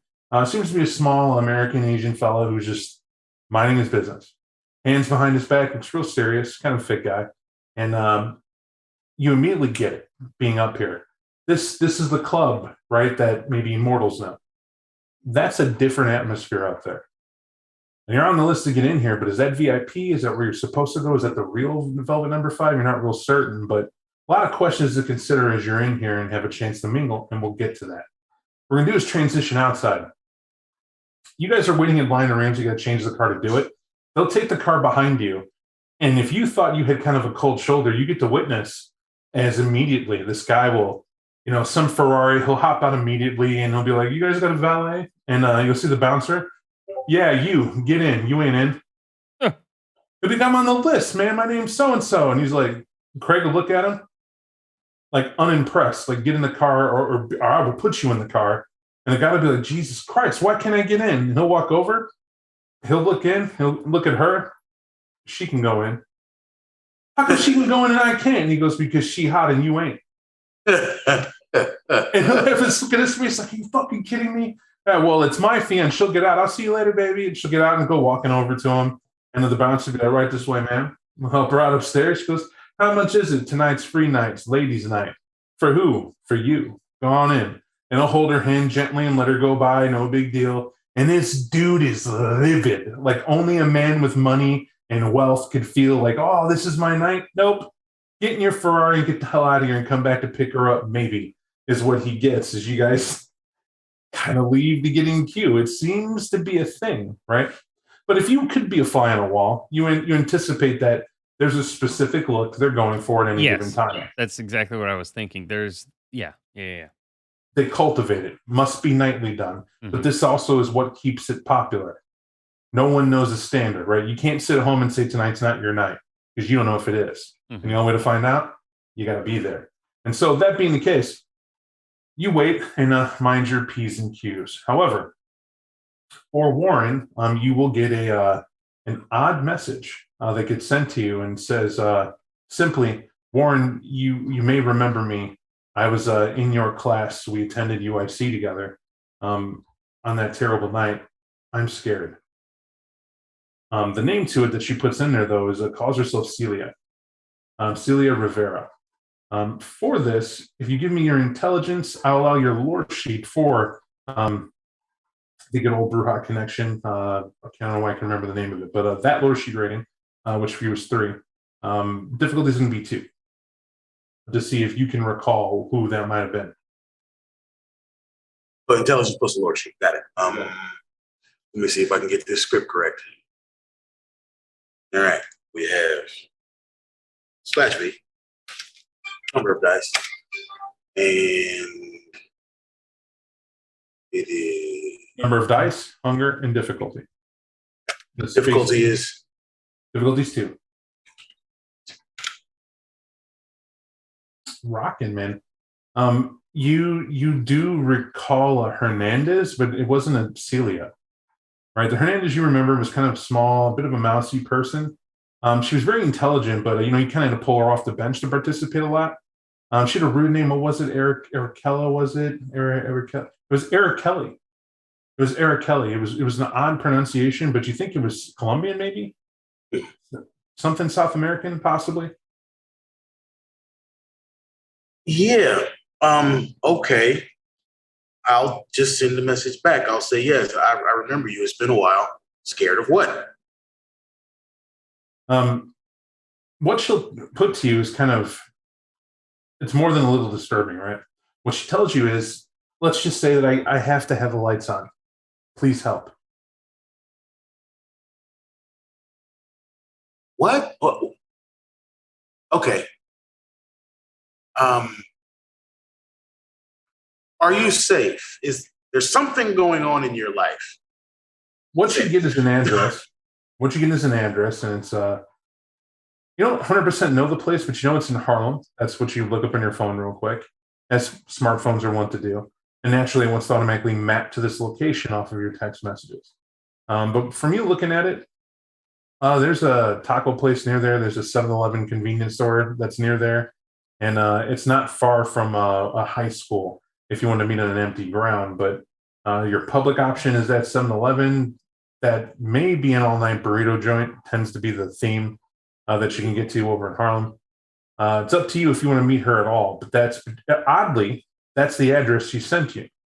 And there is an apartment that's there. It's a studio-style apartment that is above a laundromat that's in that neighborhood. Huh. I'll look over to Ramsey. I'll say, hey, man, you wanna try our luck getting in here, or follow up on this weird? Why now? What weird what? And I got a message from somebody I haven't seen in years. And when I say years, I mean it's been a long time. Afraid of the dark. I asked, was she safe? She's like, just send me the address. I mean, to be fair, it reads like a setup in a hood movie, if I'm gonna just be honest. But it's damn peculiar, you know? One of those things. Yeah, was this someone from way back when you got I don't know, buried and beat the fuck over the head with a shovel? Roughly the same time frame, yeah. Yeah. Um it's, to me, it sounds like Tom and the Trent are back. Or I mean, someone again, else. it sounds super sketch. Now, what I'll tell you, just because it's fun, it's easy as players to go, well, shit, have your paranoia. I know I certainly. Yeah. What I'm pulling on here's to help you through a storyteller landmine to say keep it in character, right? She didn't say she's being torn apart. Think of Tom. You think Tom would let his victim get a text message off to do a damn thing? No, he wouldn't. No. Right, that's not his style off, so that's one. The surrogate would. Yeah. I'll give you that. But the surrogate was very selfish about his victims. Nobody else got to mess with them but him. Right? That was sort of his thing. So you know that well and intimate. It doesn't have that feel. However, Leave the Lights On is disturbing, darkness, something. It's a disturbed person, maybe. Mm-hmm. Maybe she's suicidal. Why now? Why not now? You've been here for over 3 months. You were from UIC. You did make connections there. You have a friend that's tenured that teaches class there. There's a lot of people who may have reached out that know you more than you think. They just haven't reached out to you. And could have taken the time is another thing. And to be fair, you're not going to know until you go. Now, Right. I'm cool. However you break that down, send a ghoul, don't go, send Ramsey, send someone else, ignore it. That's on you. But please, please, please don't go, the storyteller's being direct, and now we're being jumped by X, Y, and Z. Not my style. Just yeah. Well, no. So what's tickling me about it, right? And I think it's the same thing that would tickle Warren, is that if I'm in that person's shoes, right, and there's somebody I have not spoken to in such a long time, why do I go to them for a sensation of safety? It's got to be something specific. That's not like, my boyfriend is threatening my stepson with a gun and I need a strong person to help. It's just not that. It's bothering me. I'll tell Ramsey, I kind of want to look into this one way or another, man. It's just a question of now or later. You drive us there. She give you the apartment number or just the place? What's she look like? Well, she gave me an address. It's a studio apartment, which means you're not going to get it wrong. Yeah. Right. Oh, okay. The address going to pull you up there. It's above a laundromat. It's only one place. People don't. Make it's only one place. Okay, never mind. That makes sense. Yeah. Let's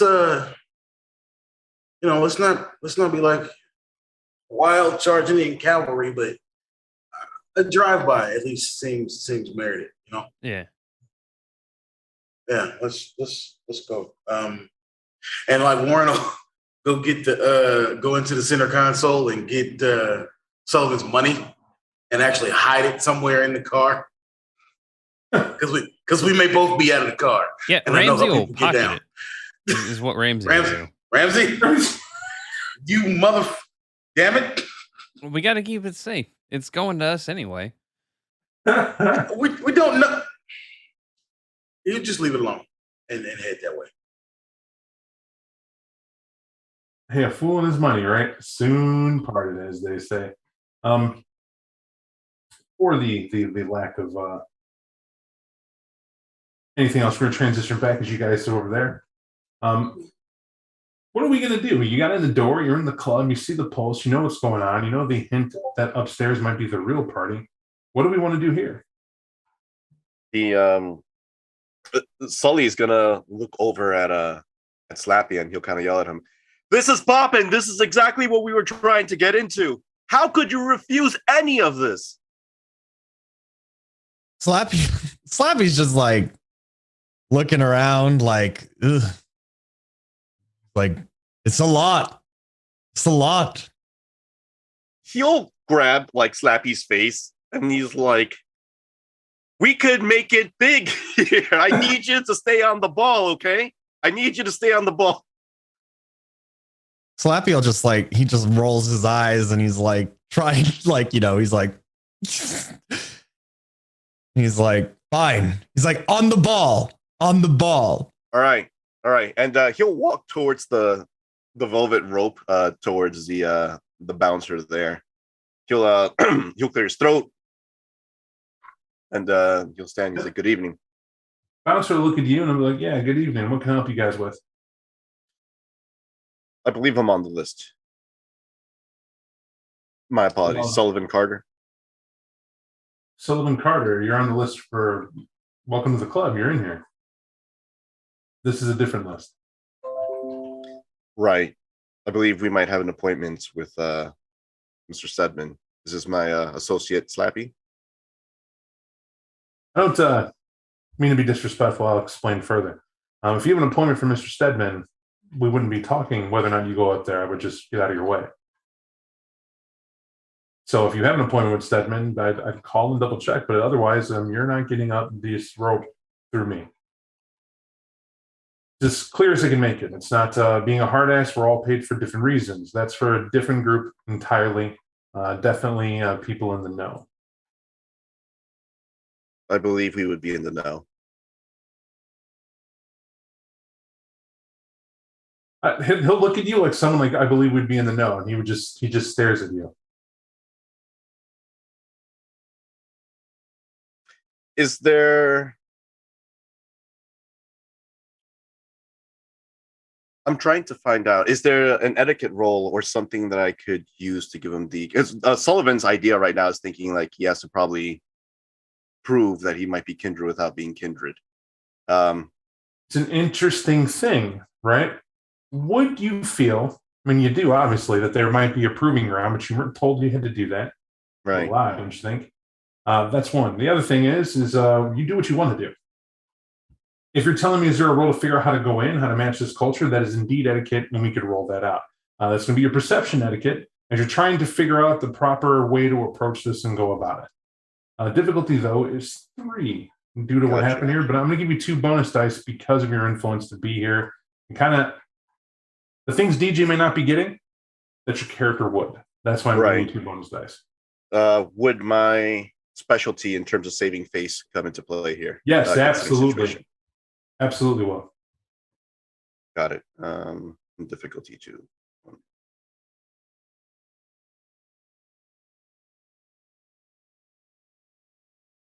/B.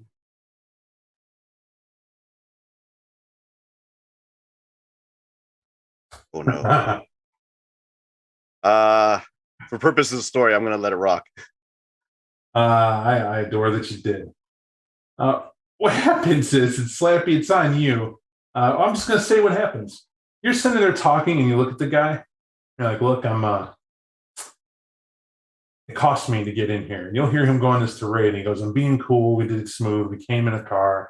We didn't know it'd be the best car in the world. We know it'd be exotic. We know it'd be made of pearl. We didn't know we had to have an elephant that's shit fucking gold to be in this fucking door. But here we are in this fucking door. You have a sign that clearly points up to where I'm supposed to fucking be right now. Why? Because I paid a mint to get in this fucking door for 5 minutes to help this asshole make a deal with your asshole boss. That's what I'm fucking in this room for. And you're gonna move only because I'm sorry that you're the door guy tonight. Don't make me fucking move you. As you see his fangs come out, and the bouncer's like, okay, just give me a second. Just give me a second. Get a second, right? Let me just, dude, like, put your face on, right? Like, I get it. Or put your face on, though. I'm like in the club, but you can't be fucking doing that. Not here. He'll he'll come to his senses afterwards and be like, cool. I'm gonna take a look at Slappy. See, it's not that hard. It's not that hard. We're cool. Yeah, you'll say that, and he'll be like, well, yeah, okay. He'll wait right fucking here, though, please. And No, you got it. We'll me and Slappy. He'll turn and head upstairs. And what are you guys gonna do while he's gone? Are you gonna patiently wait? Do anything else? By the way, the bartender is still doing this. Right, that look of what the fuck, staring over in your direction when that guy goes upstairs. But you hope nobody else saw that. He'll take a look at Slappy and he'll be like, hey, do me a favor. Could you I mean, you know what? I'll just do it. He'll walk over to the bartender and he'll like, nervous kid, gotta be some type of like fancy college kid, right? Who thinks he knows everything. He might as well be the suave guy everybody wants to talk to in a club like this, right? Knows everybody, probably gets you whatever you want, that feeling, except has that shocked look on his face when you approach. He's like, hey, whatever you want, it's on the house. I'll get you a drink right now. And don't make me what you are. That's all I ask. I like living. I live in the sun. I'll just say it to you as he stares at you. He's like, hey, no, just Slappy, what do you want to drink? Slappy's just gonna gonna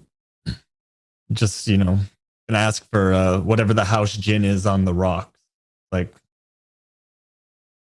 hold on a sec. Look over a sec. Are you trying to embarrass me on purpose? House gin? What is wrong with you? He's literally offering you a drink of your choice, and all you're gonna see is the house gin. It's like, we gotta upgrade you. Hold on. I trust in your ability to go ahead and be a mixologist, sir. Just serve us the best you got. Impress us. But with gin. Shrug his shoulders. You'll talk to him about his gin choice, and that guy shakily is preparing a drink while you're talking to him. And he'll put that gin in the counter that he ordered, even though you're like, oh, we'll have sure, I'll make another one. And he'll go make another drink. As people are like, hey, man, what about us? Like, you helped him twice. Like, we're not like, yeah, I'm coming. Just, I'll be right back. And he'll walk off from you as you guys have 2 drinks. Napkins sticking to the glass due to a spillage. He'll leave a nice tip behind. He'll at least leave a bill, hoping for 2 main things. He's going to take a look to see how fast the gentleman will probably come back to either reclaim it, and 2, to see whether or not that might change his disposition. Bartender greed. These people live on tips. You put that on the counter with what he needs, and before he walks off and seeing that he can see more than 2 numbers on it, comes back smooth to pull that off the counter. Goes, you need your change? Have yourself a nice night. It resets him. Right? Apparently, Dracula can come here and do whatever he likes as long as you tipping in hundos. Apparently, that's the right as rain. That's what a bartender needs. No one would believe him anyway. You could see it in his brain. Like, he goes, nothing, I'm high. And he just slaps this up and slips it in, walks off down the thing. Now, you do note that because that happened, you see a waitress or 2 might have noticed it. You can expect wait staff that might stop by to double check, and you need eyes. You guys need anything else? That is expected. But what's done is done. But before all that, as you got drinks and turn around, that Asian guy will be back downstairs, the bouncer, and he'll look at you and be like, all right, man. Thank you. Slappy, if you would. Slappy follows behind Sullivan, and he's just like, who says money can't solve problems? As excitable as downstairs is, the upstairs, which we'll call the club within the club, different atmosphere. In here, you have about 5 booths that are lined up on the side, poorly lit, and that's just to say that people like their privacy. They have single electric candle, which is designed to look flowy. right? How that looks in restaurants, not real flame, and want nobody to die, and plus fucking vampires, right?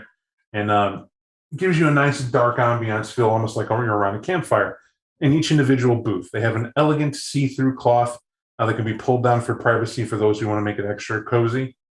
And there's I'd say about a half stage-sized floor that's open, and there's slightly elevated so that someone could play the piano that's there currently, but no one's on it, or they could switch it to be whatever the stage needs it to be. It's a nice effect. Everything is cherry wood, and the floor is nice and hard, like you would in a dance hall. And notes two things, and I'll give it to both of you. Slappy, this is an old school dance hall setup. People don't need flash when you had blues and you were playing it hard and people wanted to dance and get down, you got down wherever it was and you danced a little hard out. That's what you enjoyed. It wasn't about the pomp and circumstance and the flash, and this place captures it pretty well, especially with the lighting and the limited seating. You could breathe here. You could hear someone talk. You could hear someone trying to romance a girl, or a girl shoot down a guy, or a girl get with a girl. Man, is this stuff nice? This is more your pace. However, the most important thing, they have this weird plaque that's up in the back, and it says "Remember Bosie" over the top of it, and that's where it would be out to you, DJ. For Slappy, you get that. There was a riot that was held in the city that started at a jazz club because this is back in the day of Prohibition.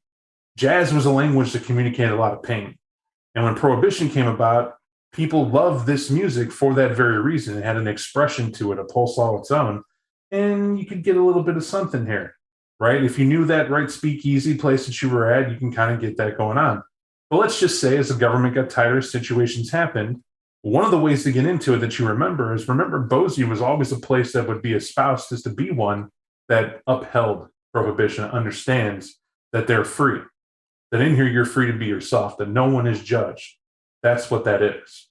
And that's what this is all about. That effort of them dying was to give that expression a life all its own, a legend all its own. That's kind of cool that it's here, but that's also not something commonly known, right? You'd have to dig deep and be involved in that to get it.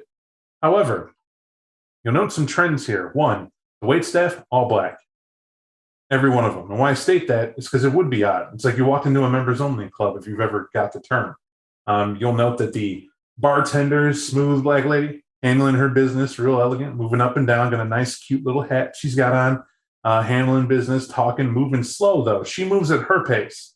And that's how you know it's real, right? You know what I'm saying? It's the type of place where don't expect you to hold up a hand and go, "Excuse me, miss, I'm waiting on my drink," because she'll be the first to tell you, "I ain't not trying to have somebody run me down and tell me how to live my life," right? You know you would get that response. So instead, everybody's like, "Oh, if I can get a drink later," and she treats everybody like she's mama. You know what I mean? Just that nice, friendly, cozy surface like you want it, or maybe more apropos like you need it. And she's tending to everybody proper, just one. The waitstaff, they're more cool and laid back too. Type of people, when you walk over and need another drink, they'll nod their head, they go and get it. No muss, no fuss. No one's trying to yell at people, seem to be real cool. And there is no DJ. Where you have that pulse pumping down below, you have this elegant, jazzy type sound of background music over, not to overshadow the conversations going on that people have. You will see food. Your kindred, a little shocked to see if there's food being served up here. It's always some sort of small little thing that you would get at a bar, but instead of it being deep fried junk bar food, it's actually kind of artisanal a bit. Like bits of steak chopped just right and supported better than Bob can describe.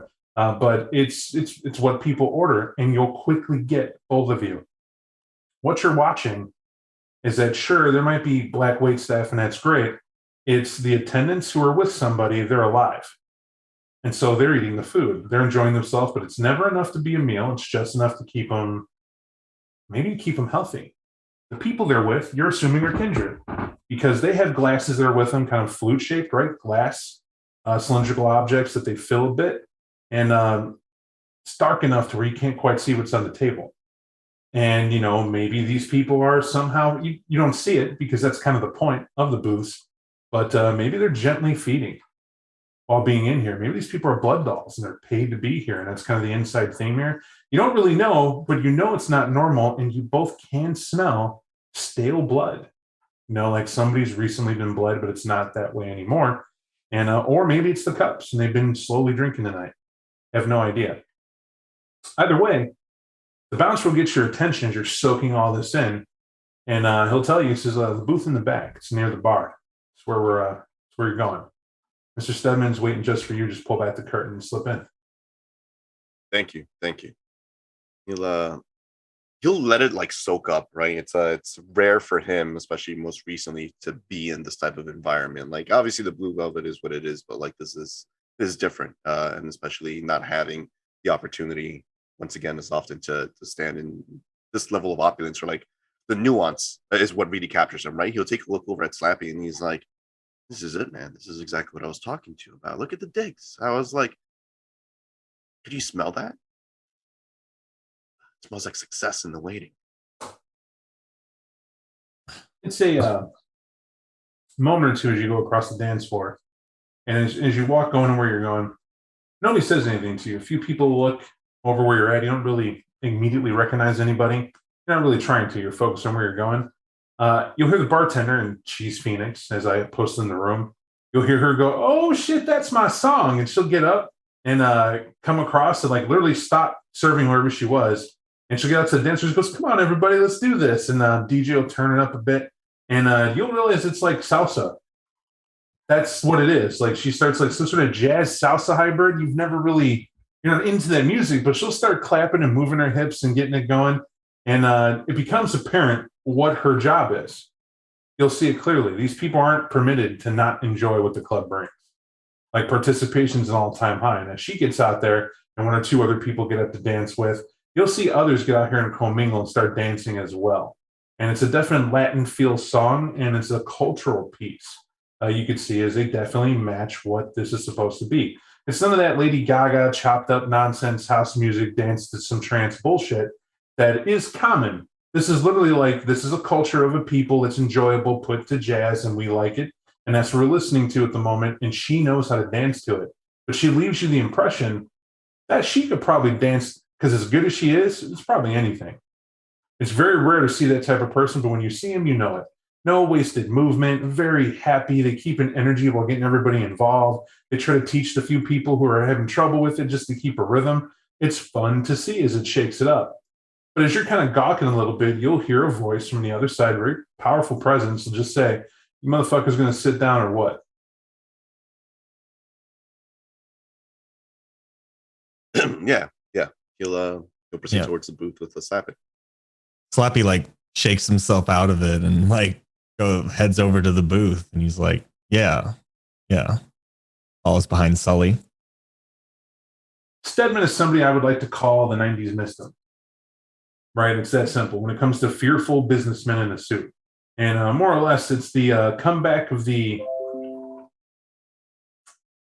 I don't know if I want to call this a comeback directly, but let's just say somebody saw one too many crime films, and you got the suit with the one single earring, the dangerous look, the short hair.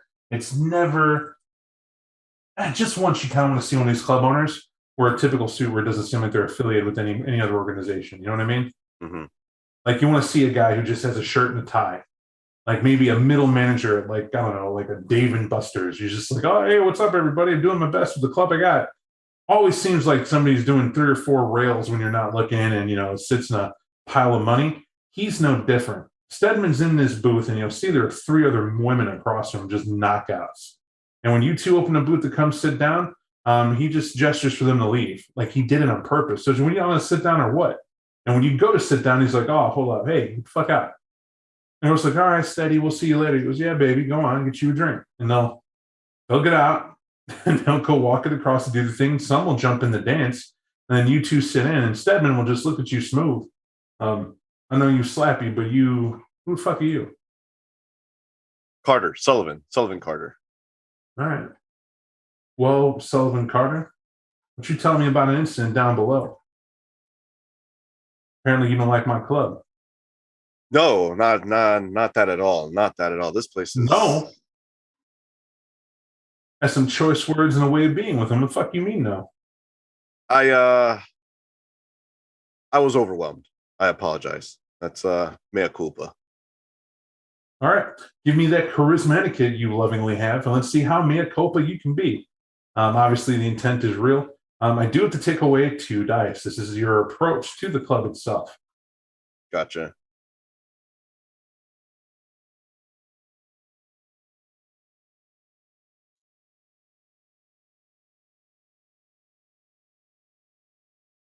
Is there assigned difficulty to this, or am I just? Yes, there is. It's 2.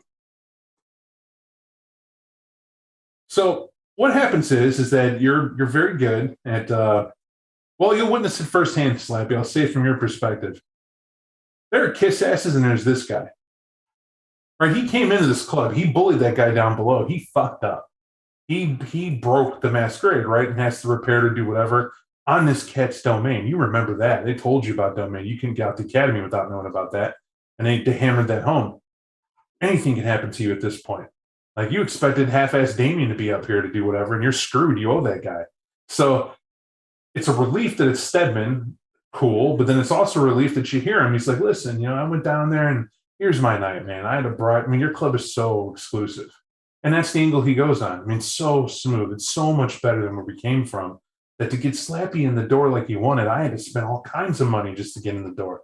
I wish I could have spent that here instead, but you couldn't get me here to whatever. And then he interrupts him smooth, and you hear Stedman, confidence restored. Man, I don't need your fucking money. Rich enough. But all right, you here helping your broke ass friend out, Slappy, try to figure out what it is when an opportunity dangled in front of him. Well, Slappy, what is it? You like my club? Did you see it finally? Slappy will smile and he'll be like, yeah, I like your club. Decided to come down, play ball.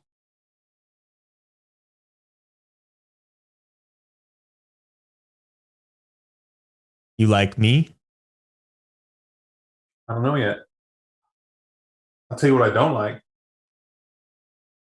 Give you a napkin opportunity and a phone call. Why wasn't that enough? Why the games?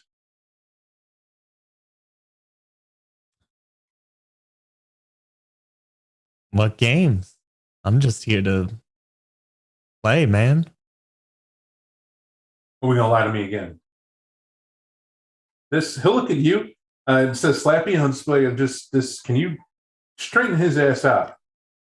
That's also my fault. Like he's new to this whole thing. He doesn't know how to negotiate in any way, shape, or form. Listen. He'll lean in and he'll be like, he just knows how to play music. That's like the one good thing. You know how some people have like that one. You need to understand. I'm not negotiating.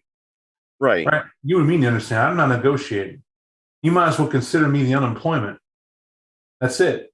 I called his ass and told him if he wants his unemployment check still paid, then this is what he's got to do. And if he wants meat on the table, he wants rent to be paid. That's what he does. He tells me exactly what I asked him for, nothing more, nothing less. See, he the employee, I'm the employer. There's no negotiation from his side of the fence. I tell him what I have to offer. He tells me he accepts or not. He wants to do that up. What's he think he is? Fucking Ricky Martin? You know what I mean? No. He's nothing like that. You'll play, right, Slappy? Yeah, I accept your offer.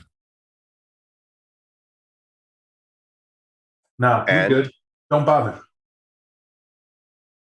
You look to Slappy. He's like, listen, man. Like this Mr. Stedman here has given you an opportunity. Not only that, but we gotta own up to our faults. I own up to I don't mine. think you understand. I gave him an opportunity. His flipping attitude right now, we're done. You paid to be in the club, enjoy a drink. Maybe you get with a girl, whatever you do, but you ain't gonna do it at this table. I don't need to slap you at this fucking building. Take a good look. It's your last night in it.